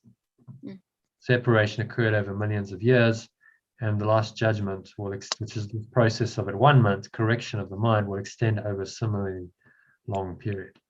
But the beauty of it is it doesn't have to take millions of years for you. You can do it in this lifetime if you want to. And that's your part in that at-one-ment, is to correct your own mind and bring it back to pure formless awareness. Okay. You know, what you've just spoken about, Jono, and that sentence I've just read just makes me think, wow, you know, that whole notion that was just very easily spoken of. You know, I remember my parents' generation speaking of the fear of God, you know, not really quite knowing what it is, and yet that we should all just sort of buy into the fear of God.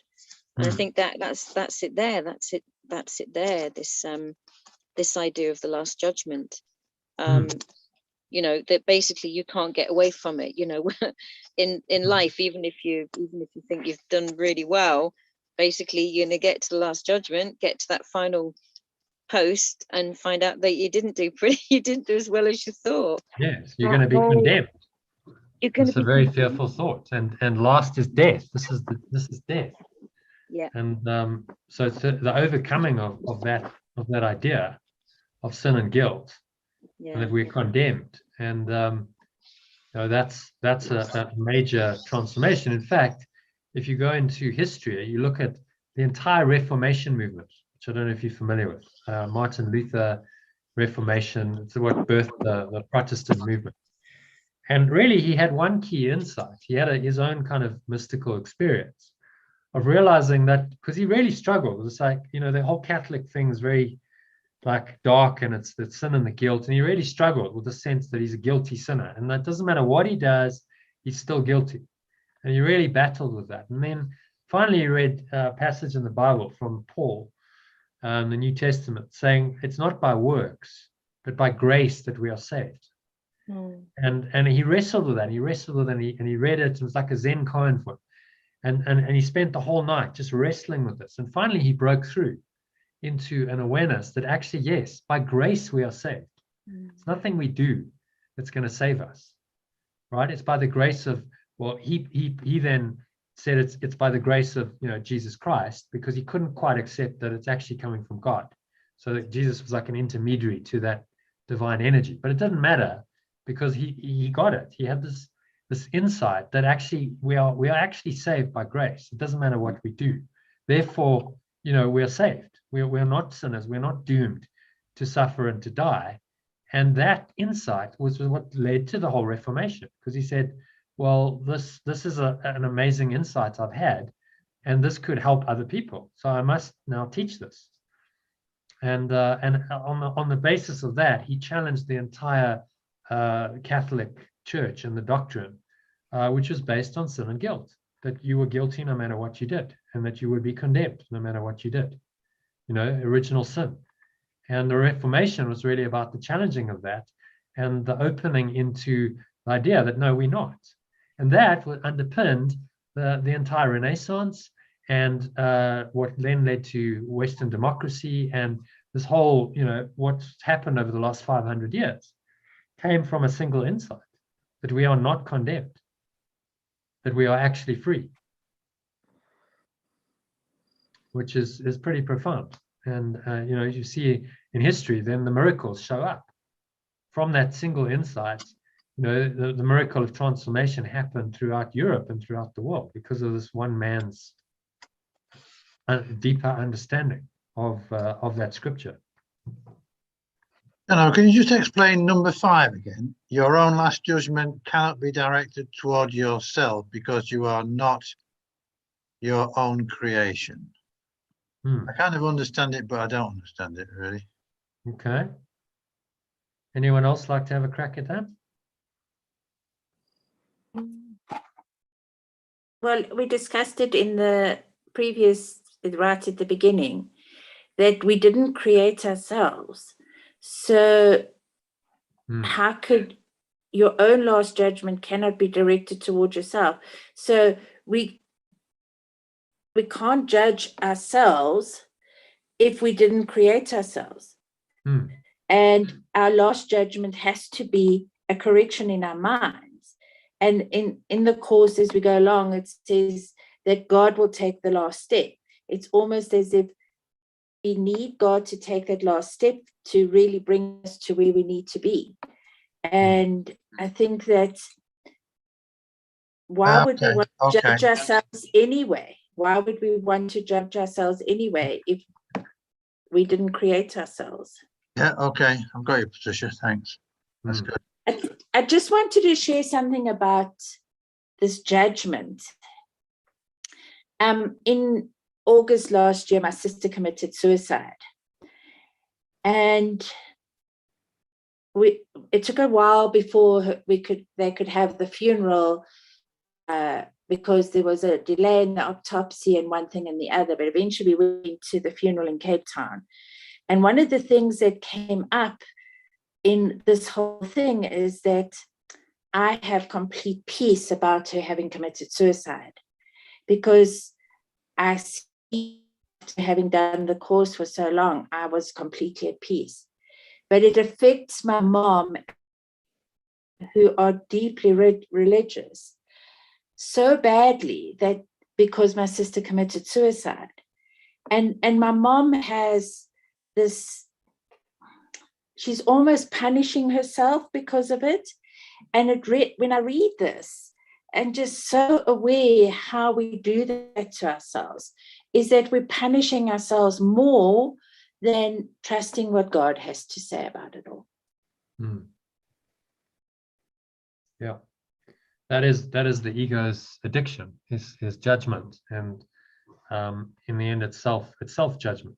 We condemn ourselves because the ego thinks, I really have done this. I really have committed this terrible sin of destroying God. I really have pulled this off, and so I'm guilty for it. And I nothing think that I do or that, say is gonna fix that. and I think the thing that they punish themselves the most with is because they come from very religious backgrounds.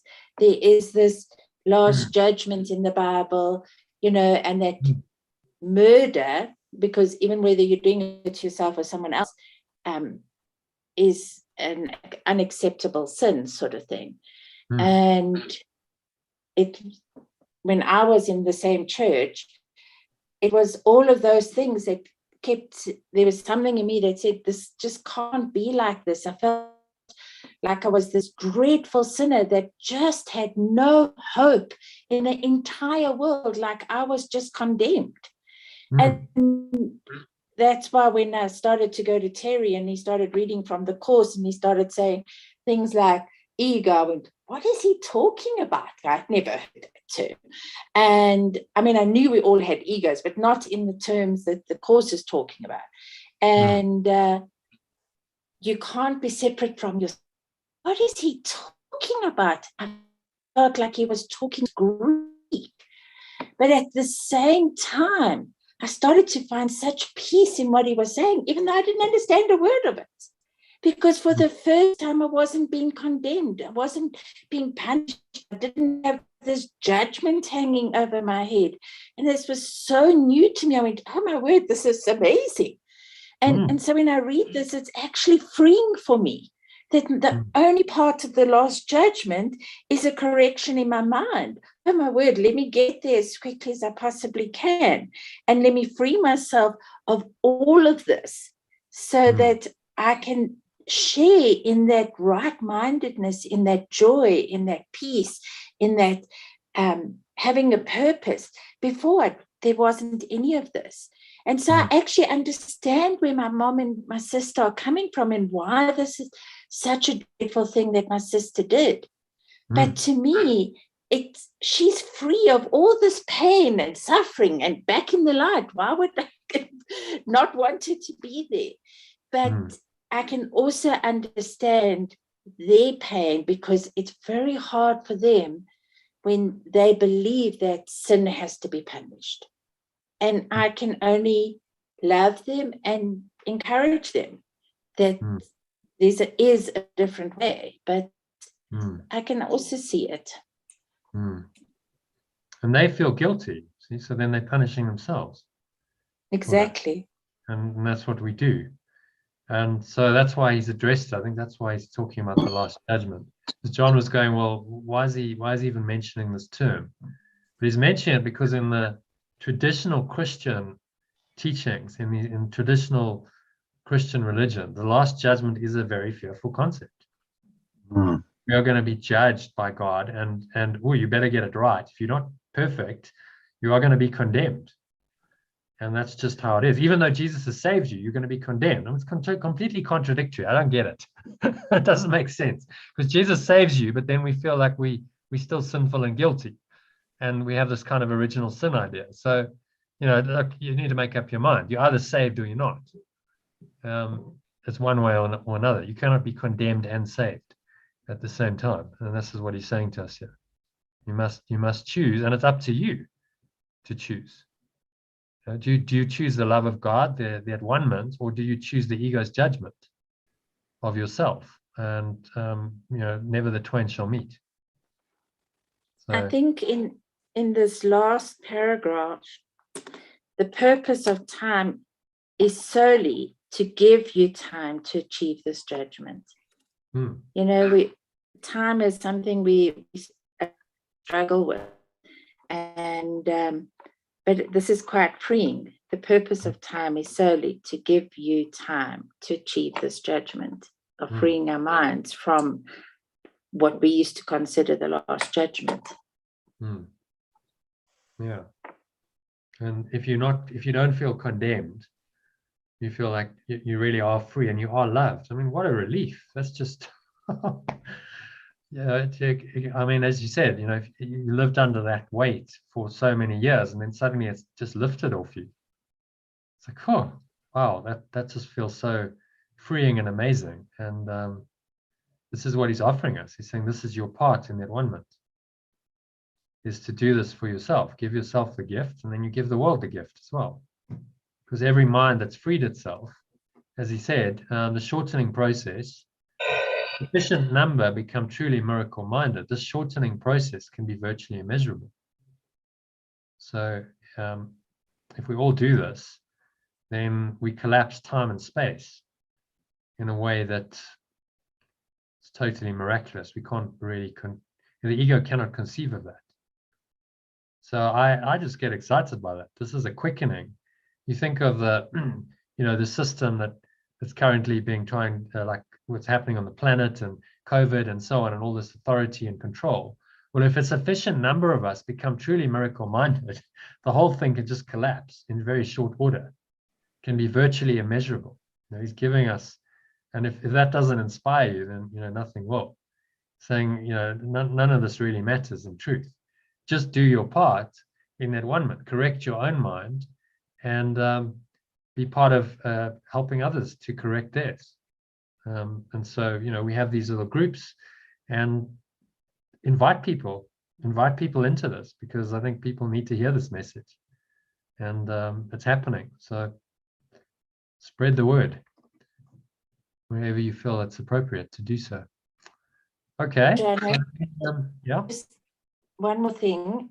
When you're talking about Eckhart Tolle and his awakening, I was reminded, and that lack of judgment, when like you're seeing something for the first time, even though you might have seen it a million times, all of a sudden seeing that light coming through his window. It reminded me of Byron Katie when she woke up and a cockroach was crawling over her. Now, most of us, the minute we think of that, we go, oh, cockroach. Yet in that moment, she knew she was one with that cockroach. That wasn't separate from her anymore. It was that connection to a cockroach walking over her. And she'd been lying on the floor for 3 days. Yeah. So she hadn't bathed. You can imagine the state she was in. And yet she awoke that morning with this cockroach walking over her. And in that moment, found the truth. And it's a beautiful story. And so of all the things that it had to be was a cockroach, and her connection with that cockroach was so immense, And over the weekend, I watched Lucy, the movie. It's a very inspiring movie to me. Other people don't like Lucy at all, but I love it because she just starts connecting with everything. And so it's that connection with everything and not seeing it as separate from yourself at all. Yeah, which is ultimately what this leads to, that there is no separation in your mind. You perceive everything as the same life essence as you are. And there's no separation anymore in your mind. So and that's kind of the universal experience that all the mystics and masters describe of, yes, I'm one with the cockroach, I'm one with the ant, I'm one with the mosquito. Is he using the word apocalypse here in that sentence too, John, in the sense of, and reflects the true meaning of the descent in hell, or?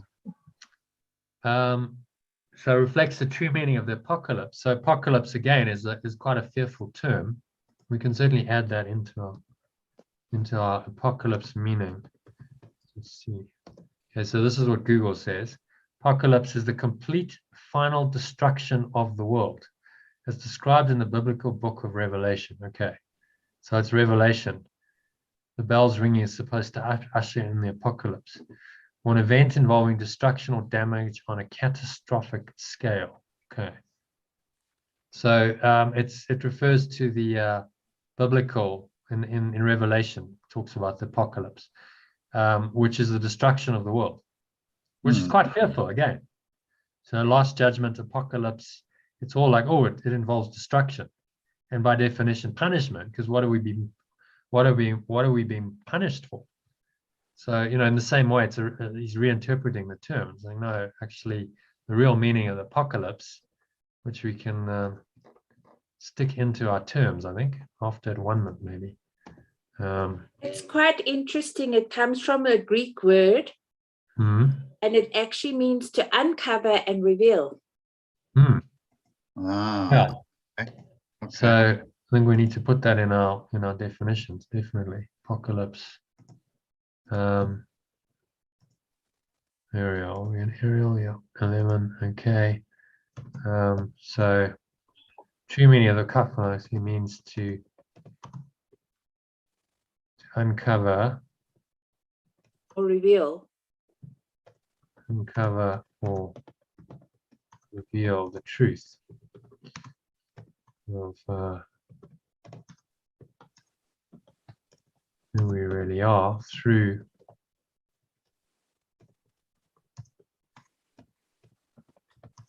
the process of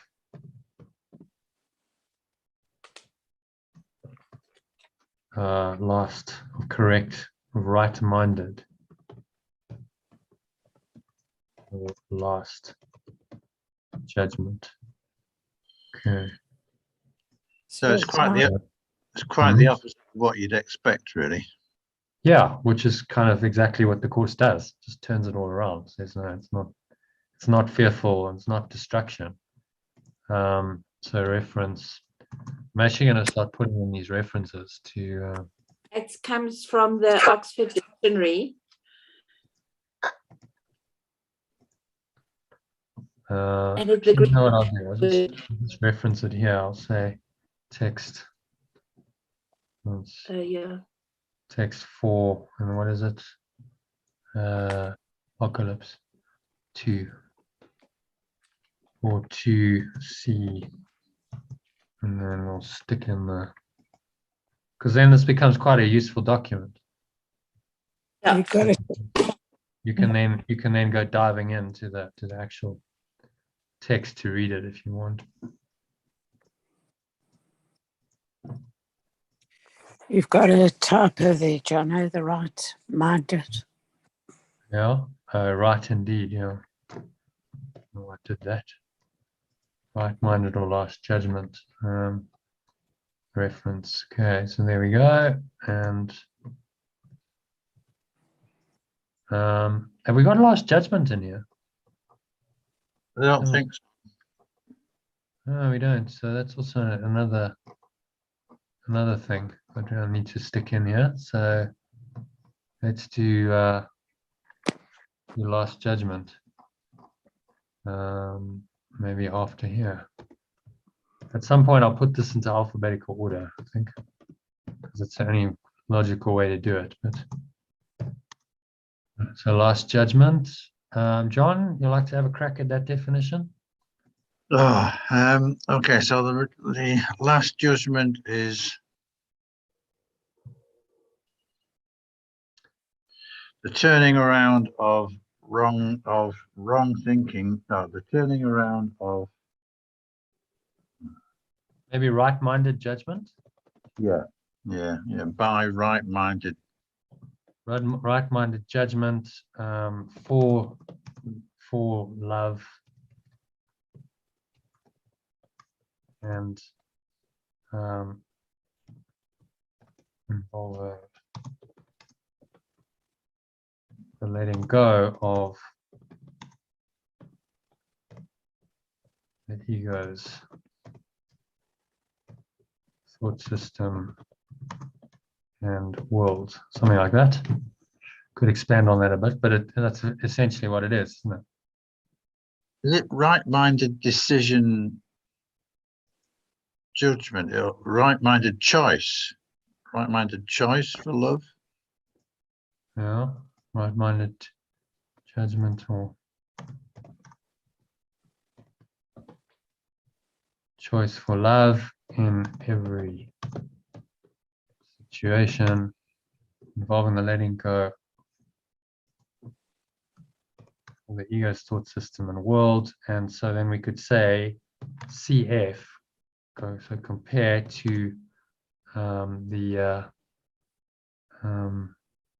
atonement, 1 month. CF at 1 month. So actually the last judgment is the at 1 month. But they're just two sides of the same coin. Yeah, the decision to go for atonement. Yeah, exactly. Just focusing on the judgmental act, the right-minded judgment that you must choose. As this part of this correction process, you must choose love rather than the fear. Spirit over the ego.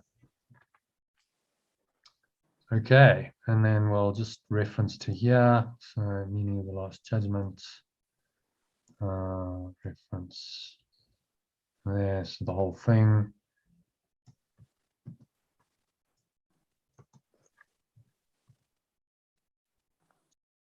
Text 4 reference. So then we've got you've got these references. So as the document goes, could actually be quite useful as another tool, couldn't it?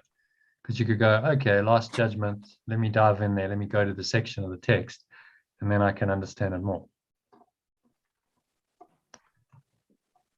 Okay. Did you yeah. did you do the part from the lessons as well for last judgment? No, I haven't actually. So that could be a useful addition to the story. What is the last judgment? No, it's after lesson 310. Yeah, I got it.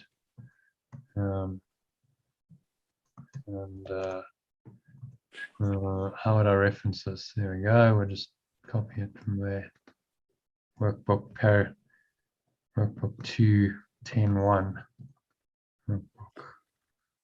In that last, what is the last judgment? The second paragraph, it says, the final judgment on the world contains no condemnation, for it sees the world as totally forgiven, without sin and wholly purposeless, without a cause and now without a function in Christ's sight. It merely slips away into nothingness. There it was born, and there it ends as well. And all the figures in the dream in which the world began go with it. Bodies now are useless and will therefore fade away because the Son of God is limitless. Isn't that beautiful? Very lovely. Do you want to translate that last sentence? And in fact, number Christ. It's out of cause and now it's out of function. That sentence, and then number 6 as well. Okay. Christ is, sorry, remind me again. The oneself.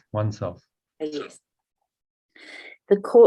Without a cause and now without a function, the one self's sight, it merely slips away into nothingness. There it was born, and there it ends as well. And all the figures in the dream in which the world began go with it.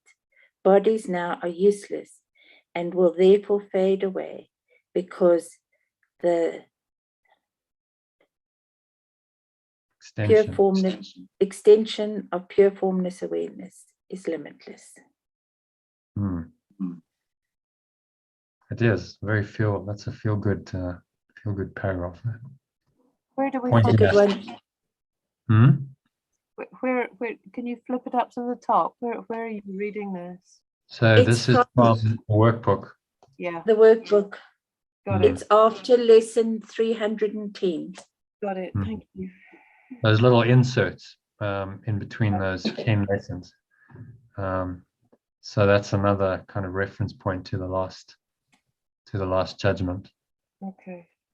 We may as well read got 3 more paragraphs. Shall we read that? Yeah. Yeah. Iona, do you want to read number 3 for us? Sure. You who believe that God's last judgment, that pure formless awareness last judgment would condemn the world to hell along with you, accept this holy truth. Pure formless awareness judgment is the gift of the correction. It bestowed on all your errors, freeing you from them and all effects they ever seem to have. To fear pure formless awareness, saving grace, is but to fear complete release from suffering, return to peace, security, and happiness, and union with your own identity. Yeah. So there's highlighting again. This last judgment would condemn the world to hell. I mean, what a fearful conception, isn't it? Yeah, yeah. And this is what we've been taught, badly taught by the, particularly Christian religion, but I think it's also in Islam, fundamentalist Islam. I think they also have an idea of that. The monotheistic religions tend to be quite fearful because it's this idea of a super bad God guy who's going to condemn you, and it doesn't matter what you do, you're a sinner. And of course, it keeps if you look at it from a business point of view, it keeps the whole religion in business, doesn't it? Because if you really say to people, you're free, well, why do I need you then? I'm free as I am. I don't need to come to church and worship and do my confessions and pay my 10% whatever. I don't need to do that. I'm free. So it keeps the whole institution in business. But I still think it's the identity with suffering that is holding that closed loop. If I didn't have this to identify with, who would I be? Yeah, exactly. Exactly. And part of, I guess, Patricia, your transformation was you really had to question after all those years of really brainwashing. It's like, who am I really then? Who am I? Like, this is like totally a different thought system, and I can't be the same person as I was if I'm going to believe this. Yeah. And so then you found that there was a natural separation from your family because they're not on the same wavelengths, and that's just how it is. You can't. He says, where does he say it? In this last judgment, he's talking about separation in the constructive sense. There we go. Yeah. So this is a process of separation in the constructive sense. It reflects the true meaning of the apocalypse. Right. So it's a separation in the constructive sense of the word. Maybe we need to add that in. Cover reveal who through process of right mind of the last judgment that separates us from the ego and its world. So it takes you in the other direction. And if someone is not going in that direction, you will find that naturally there's a separation because you don't agree with it. And it's an entirely different thought system. Yeah. But that's okay. You can love them anyway. Oh yeah, no. You're not really separate in truth. Yes. Just you don't agree with their ideas. And even though if they don't agree with my ideas, they notice the difference. Because after I'd been doing this for a few years, and I had a very, very rocky relationship with my mom and my stepfather. My stepfather disliked me completely, even before I started this work. And one day I was leaving. It was about a year before he died. We were driving home and we were leaving at about 4:00 in the morning. And I'll never forget what my mom said. She said, I don't want to believe what you believe, but I love the person you've become. And I think that really showed me that in doing this work, it was making a difference to, even though we were separate by our beliefs, yet I'd become someone that she could identify with and start loving for who I was. Instead of having this love-hate relationship, it really turned around. And over the years, we've actually grown really close. So it shows you that when you're willing to acknowledge the truth and stand for it, even if people don't agree with you, they see the difference in you.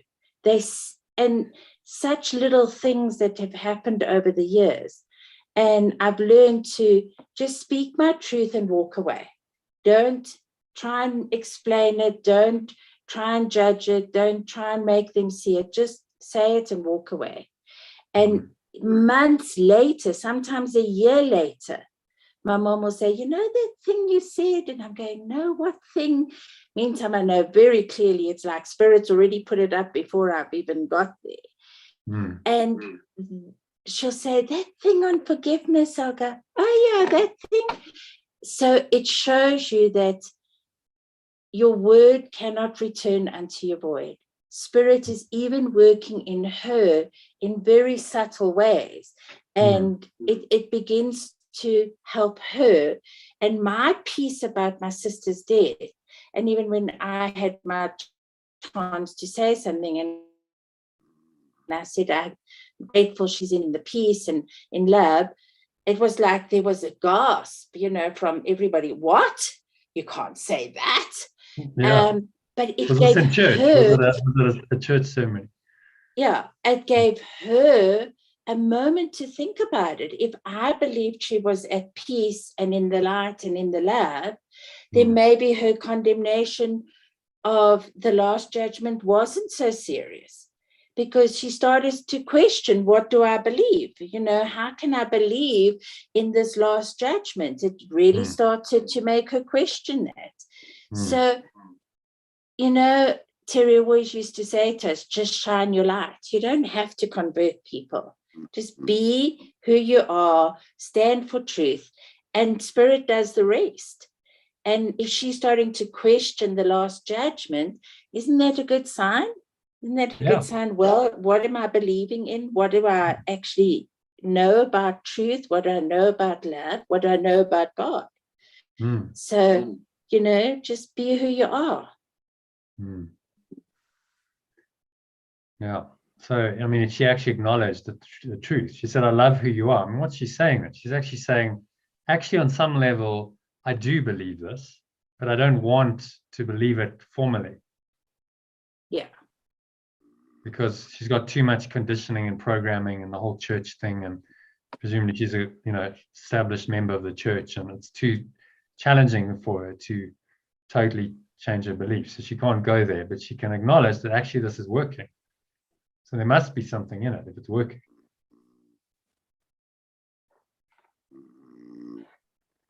So shall we do the next one? Yeah, do the next one. So who wants to read number 4? Let's see if is Lucy still here. Lucy, why don't you read for us?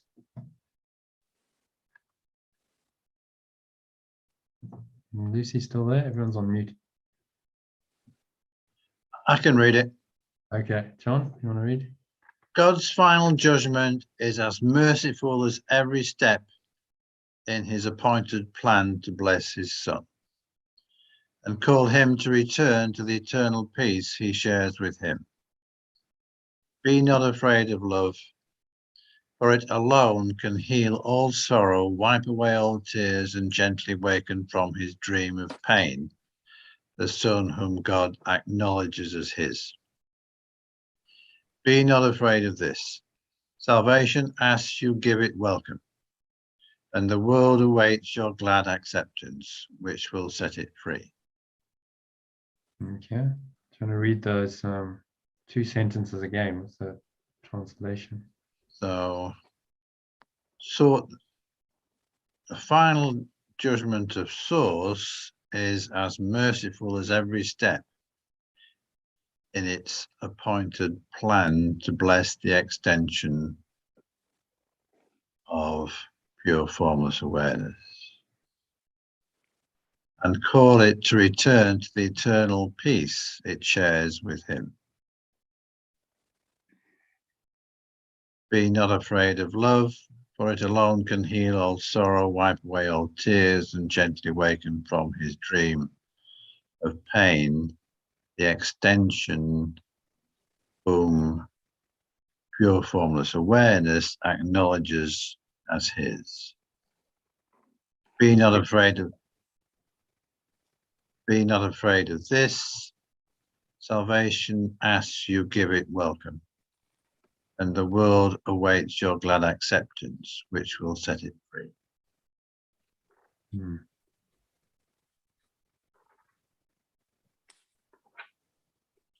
Also, very lovely, lovely paragraph. He's saying, don't be afraid of this, because only this heals all your sorrow, wipes away all your tears, gently wakens you from a stream of pain that you've dreamed up in place of pure formless awareness.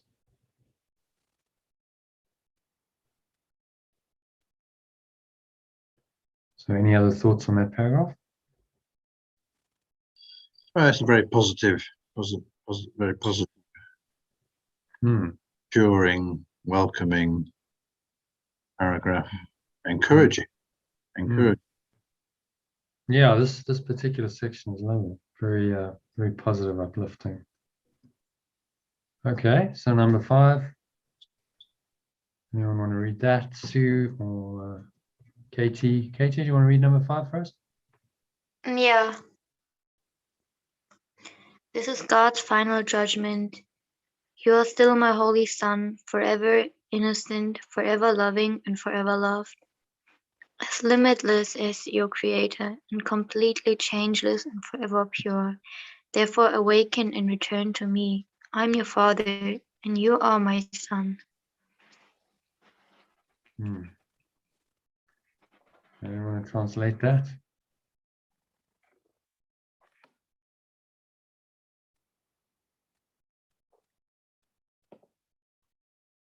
Can you translate it, Katie? Me? Yeah.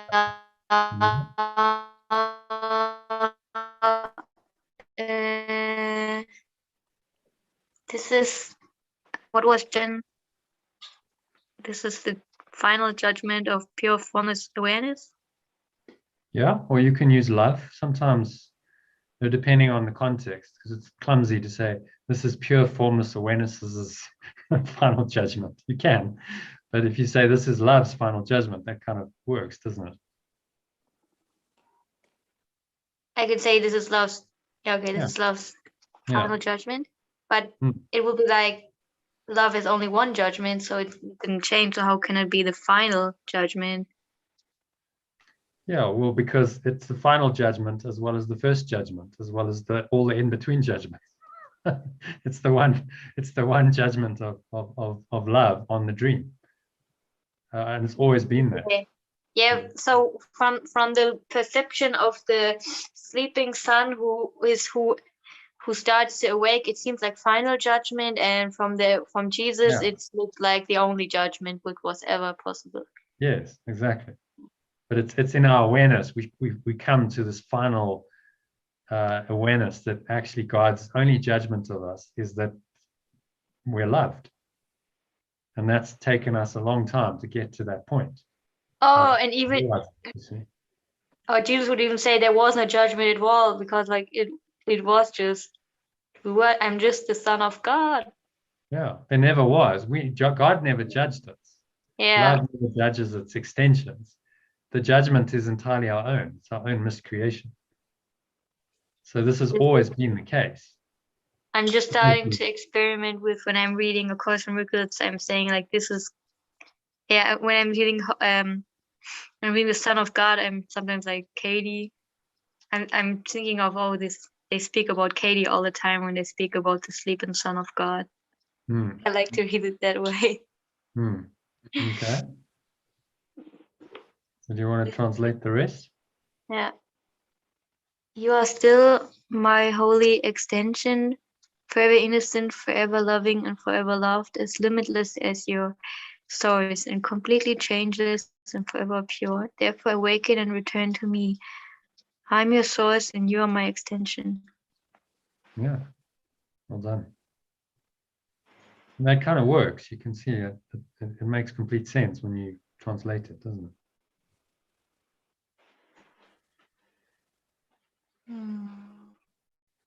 So yeah, a nice kind kind of prayer to end off on. Any questions or comments on this, or should we go into a final meditation? Everyone up for that? Yes. Okay. Sorry, Katie, my 45-minute estimate is, I'm now 10 minutes over that, so I apologize. But we just read this extra section, so Yeah, kinda it's okay. just kind of I went with the flow on it. So we'll do a 20-minute med, and then we'll end it. Okay. So I'm just gonna take you through this. Don't know if any of you have read this, but these are some different techniques for letting go. So they're different visualizations you can use to actually let go, and each one can be used. You know, they stand on their own, or you can use them in a sequence. So I'm just going to take you through a meditation where you're going to apply all of these just for 2 or 3 minutes each, and that'll be the meditation. But you can read it if you want to refer to this on page 33 of your course number. Okay. So just making yourself comfortable, sitting with your feet shoulder width apart, or standing. Going to put everyone on mute.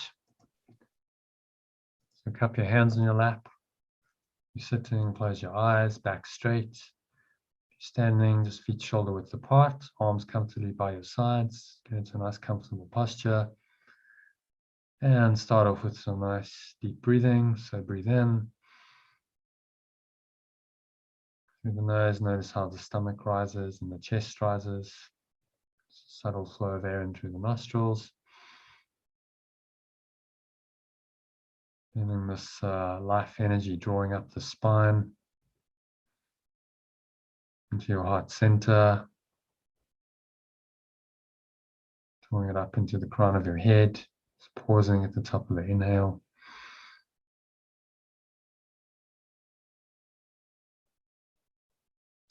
Smiling.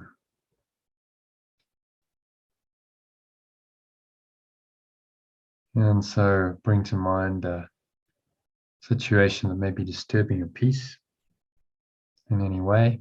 Just imagine that it's a bubble, thought and emotion that you are bursting with a pin. It's just very thin, it's not solid at all.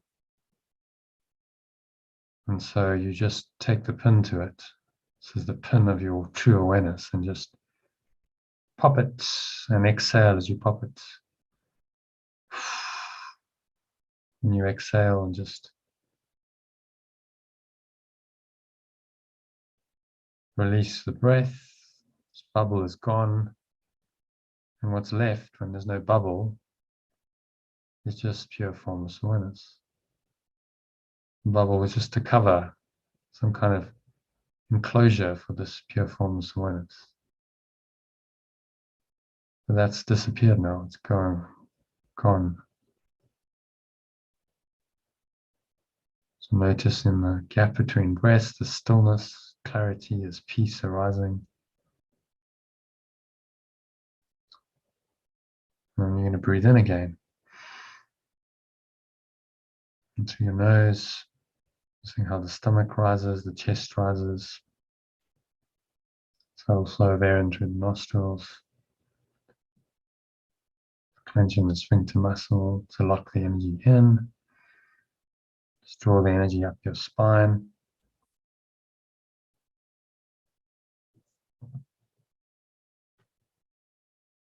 Into your heart center. Put one hand in your heart. Connecting with your heart space. Draw it up into your mind. And so bring another situation to mind, one where some kind of dirt in your mind. Imagine this dirt is caked on a car windscreen. And you're using the miracle formula, cleaning liquid. Right, this miraculous spirit that cleans the mind. So you take that and you put it over the windscreen. And You take a squeegee, the Holy Spirit, and you clean the windscreen. You just wipe it all clean. It's all that dirt and that gunge is just being cleaned away.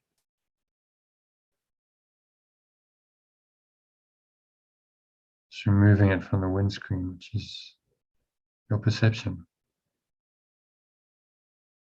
And cleaning it all away, every last bit of dirt.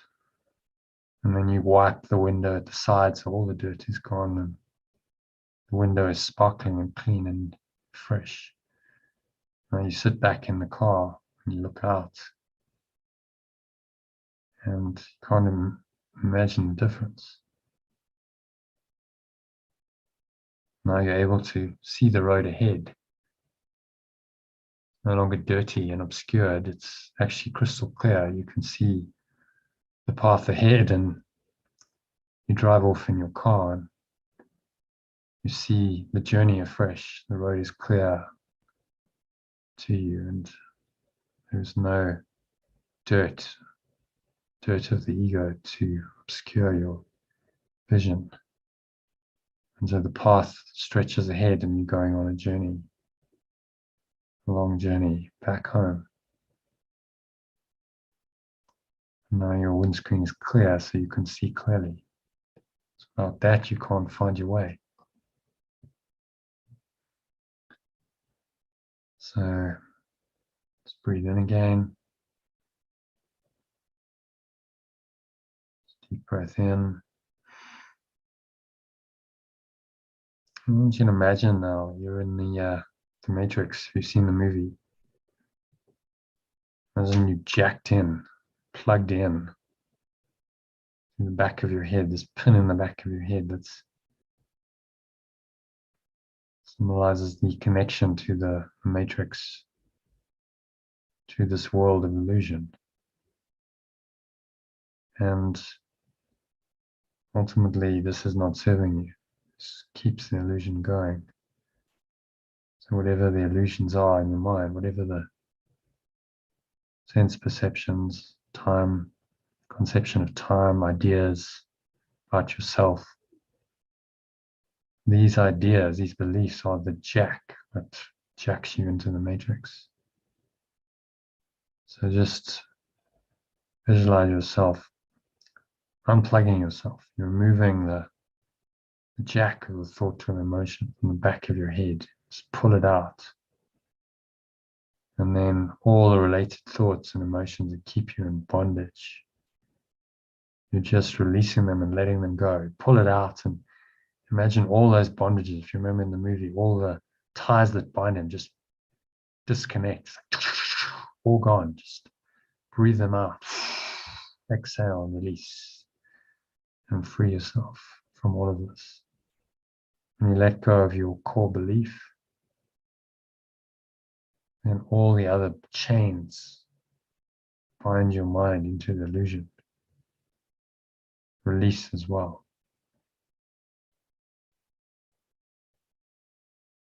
You can just let them all go. And imagine you being lifted up into the light. If you recall, when Neo is freed in the Matrix, he's lifted up from me. He's drowning and he's lifted into the light. So you feel yourself being lifted up into this brilliant golden or white light.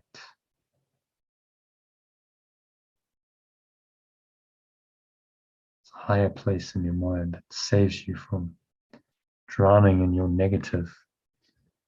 negative emotions and thoughts and feelings. So now I want you to imagine that you're in the Star Wars. And as you breathe in, there's a lightsaber at your heart center. Right? Remember, they have these lightsabers, the weapon of the Jedi. This brilliant, bright, white lightsaber. And you're putting it at your heart center. So it's not activated yet. It's just the base, where they hold on. And you're going to activate it now. Just switch it on as you point it inwards and feel that light shooting through you into your heart center. just piercing the veil of illusion, all the darkness that you might carry in your heart, all the blocks. Release. You turn the saber on its head and you put it at your base chakra and you turn it on again and feel this energy shooting up the spine as you breathe in. Feel it rising up the spine. Column of golden light coming from the lightsaber, rising up into the crown of your head. Feel that tingling. Visualize the light if you can. Pause at the top of the inhale. So you hold the light in your awareness.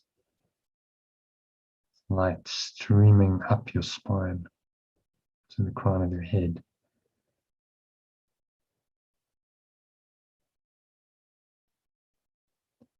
And you feel this light clearing your entire system.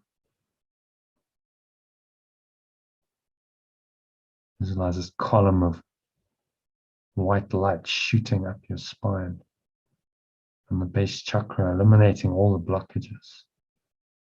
It's just one clear energy.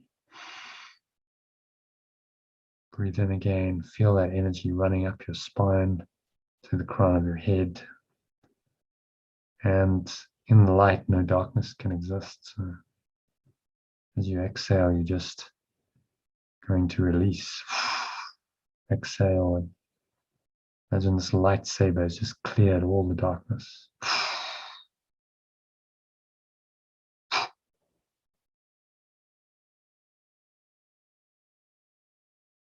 And pull a low stomach into the spine.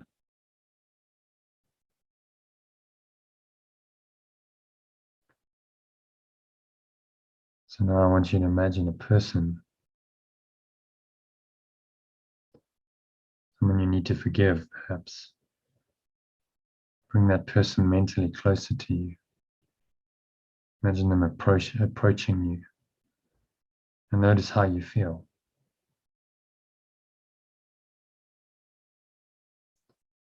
If you notice any negative feelings, bring them up and use this Ho'oponopono process to clear them. So breathe in and say to this person, imagine they're in front of you. Say, I'm sorry. Sorry for what I've thought and what I've done. Even if they're the transgressor in the situation. What you're really saying is, I'm sorry for judging you. Sorry for condemning you. Sorry for being angry with you. Just fill in the blanks, whatever emotions you've had towards that person, you're sorry. In truth, only love is justified.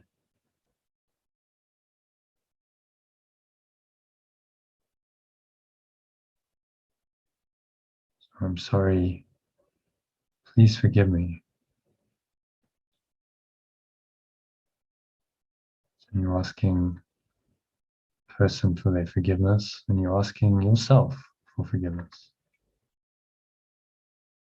True prayer, as we covered in the beginning of the session, is only true prayer is for forgiveness. So this is a prayer for forgiveness, a request that you forgive as you are forgiven.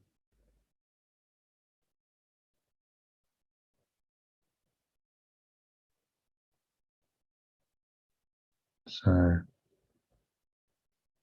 exhale and say, all is forgiven and released completely. As you request it, so it is done. And you blow it all away, the breeze of your breath. You can imagine a dark cloud leaving you.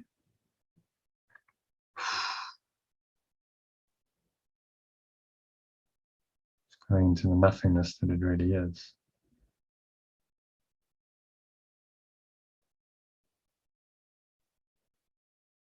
And then you say thank you, because all of this is cleared and released. The clouds are no longer there.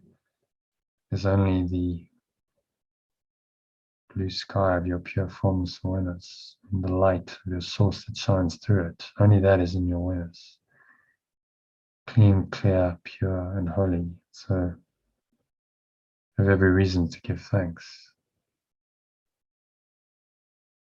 And this person or people, thank you. So thank you for the lesson. Thank you for giving me this forgiveness lesson. So I had to look at it and I had to correct a part of my own mind.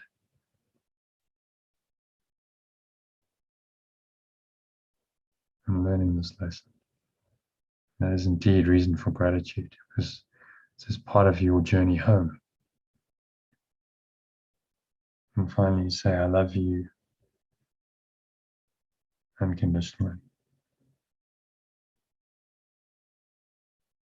I mean that with all your heart. So, truth is, I love you unconditionally means I am you. I am you.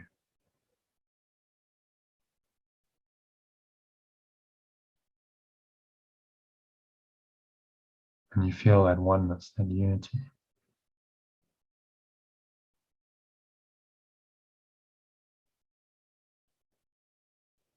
Nothing can stop this love from it arising in your awareness.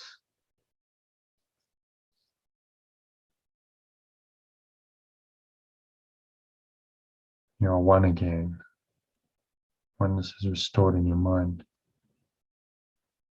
You are the source and the extension of the source. So are all your brothers.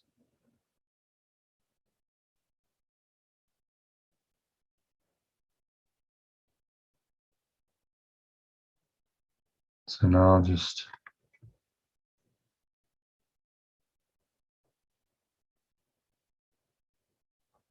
surrender in to the light.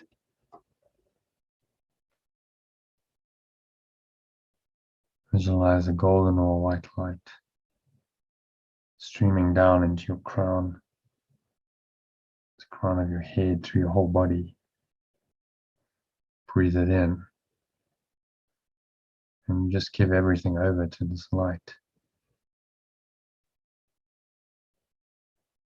All problems, difficulties in the life, all grievances and resentments, anger and fear and hatred and attack. You're willing just to let it all go. You can always have it back if you really want it after this. But for now, you just going into the light. Imagine breathing it into every pore, every cell, every muscle of your body, every part of your mind.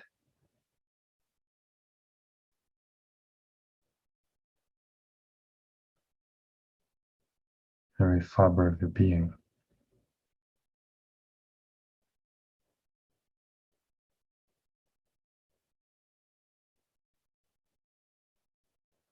Surrender completely into the light. There's nowhere else to go, nothing else to do, nothing else to think about. The next few minutes of deep silence, just breathe in and out through your nose, observe your breath.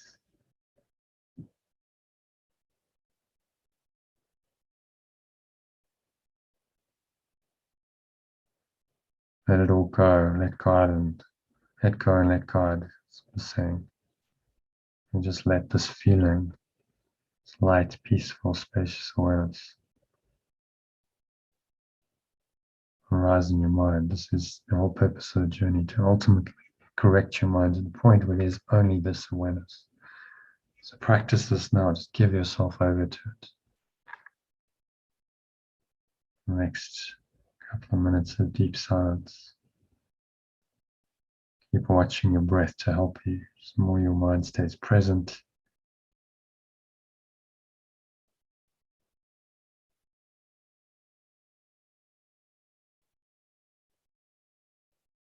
the happier you'll be, the more peaceful you'll be. So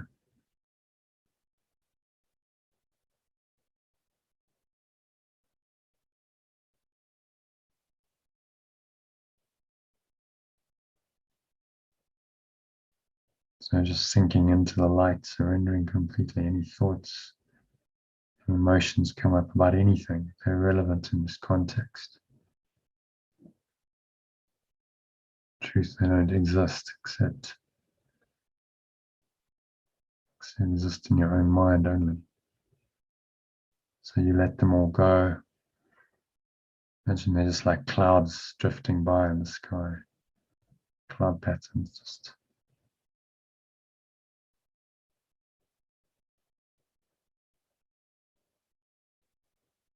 drifting by, and you help them on their way with the breeze of your breath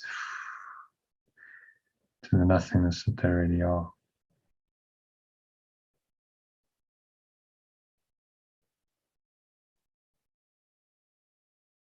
Nowhere else to go, nothing else to do, nothing else to think about.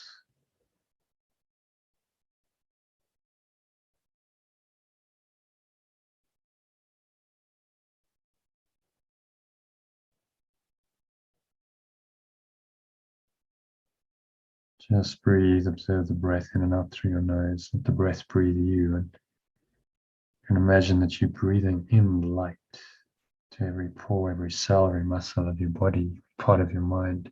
It's infused with the light of your source, the light of your true awareness.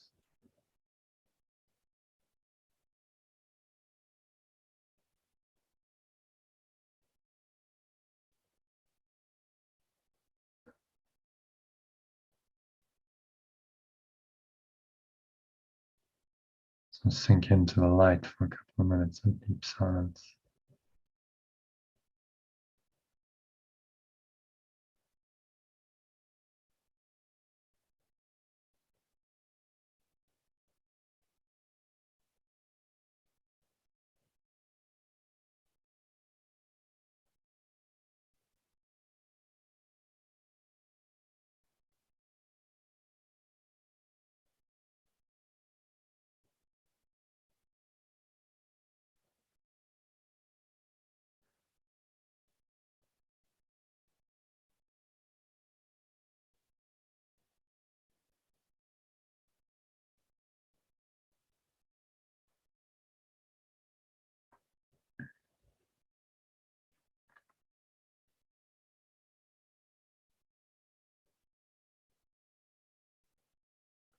And if anything comes up in that light to disturb your peace,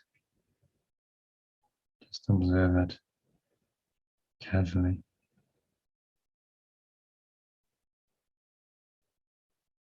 Without judgment, no condemnation, just the Holy Spirit's correct judgment, right-minded judgment. So we observe it as a cloud just drifting by, or bubble you popping. And you just pop the bubble, let the cloud drift away as you exhale. Breathing it away into the nothingness it is. Just return your mind to the clarity. It's infinite, spacious awareness.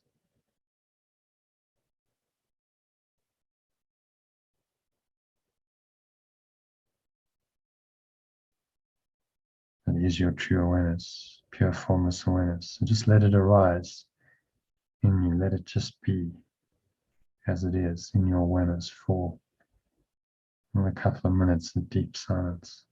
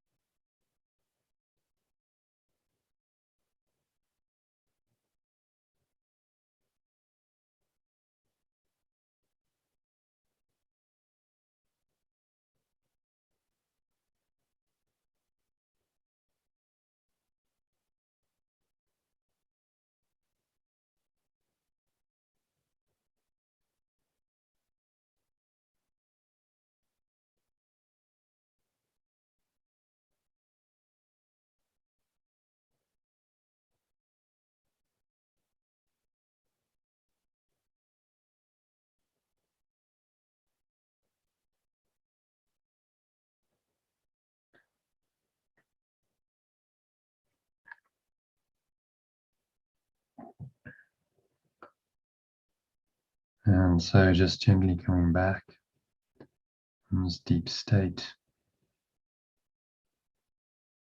to an awareness of the body and the breath and the senses and the world. On the count of 3, you're going to open your eyes. So 1, just breathing in, noticing the stomach rise and the chest rise. Subtle flow of air in through the nostrils. Clenching the sphincter muscle, noticing that.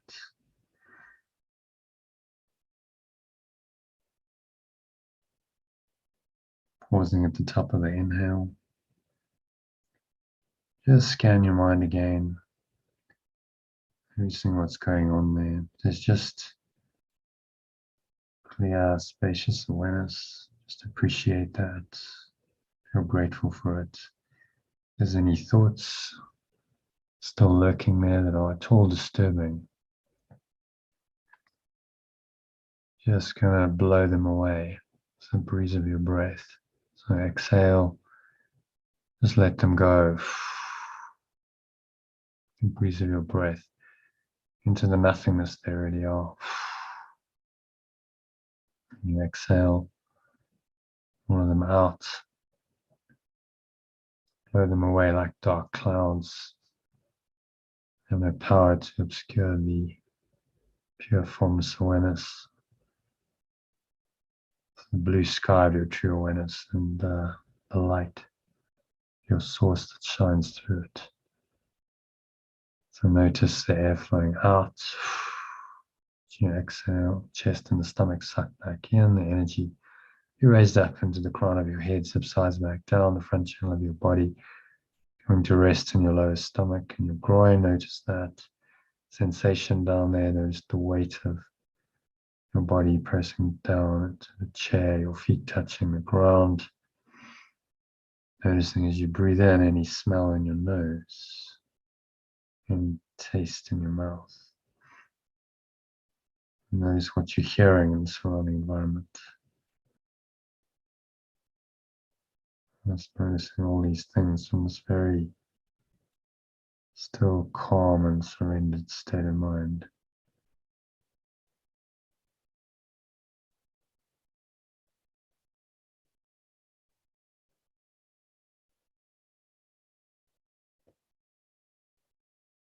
And notice how peaceful it is when you're in this state. Maybe you're still hearing things, you may touch, notice what you're touching and feeling. Subtle taste in your mouth, smell in your nose. Notice all these things, but from this very calm state. So this is seeing things as they are now. From this state of awareness, you're rooted in your true awareness, rooted in the present moment. Now I'm going to come out and just practice today's workbook lesson. So on the count of 3, you're going to open your eyes. Just coming back into the room. And just look around you. And use today's idea. Apply it to everything you see. Whatever you see, say to yourself, first of all, to start, I see nothing as it is now. Then apply it specifically to whatever you happen to see. So I do not see this computer as it is now. For instance, I do not see this mobile phone as it is now. I do not see this arm as it is now. I do not see this door as it is now. Extend the range and just look around to the edge of the room. Whatever you happen to see, just apply the idea to that. Be as indiscriminate as possible. So you're not trying to include everything, neither are you trying to exclude anything. Just whatever happens to be in your sight.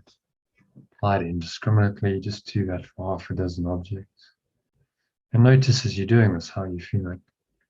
You should already be feeling pretty peaceful and calm after the meditation, but notice that your calm is really still there. The awareness underlies all of your perceptions. It's the same. It's a clean, pure awareness. This is holy perception in the Course's terminology. Just your pure formless awareness coming into your mind and perceiving everything without judgment, without condemnation, without any interpretation at all. It feels very peaceful, very open, very spacious. Completely the opposite of the ego's specific perception that wants to interpret and label and name and judge everything. So one more time, just to conclude the exercise, say to yourself, I see nothing as it is now. So let that sit with you for a few moments. It's a reminder that our perception is so rooted in the past. Past experiences are condition everything in our minds. And this keeps us in the chains of the past. So we see nothing as it is now in the ego, but by becoming aware that we see nothing as it is now, we can correct our perception and open ourselves up to the sight of the Holy Spirit, which sees only what is now, which is this pure formless awareness, the truth of who you are. And that is in everything, every object, every person, every living creature, every cockroach. Patricia shared that story about Byron Katie. It's in everything. And you can see it in everything right now. So that brings us to the end of the meditation and of tonight's session. So thank you everyone for joining. I hope you enjoyed that, and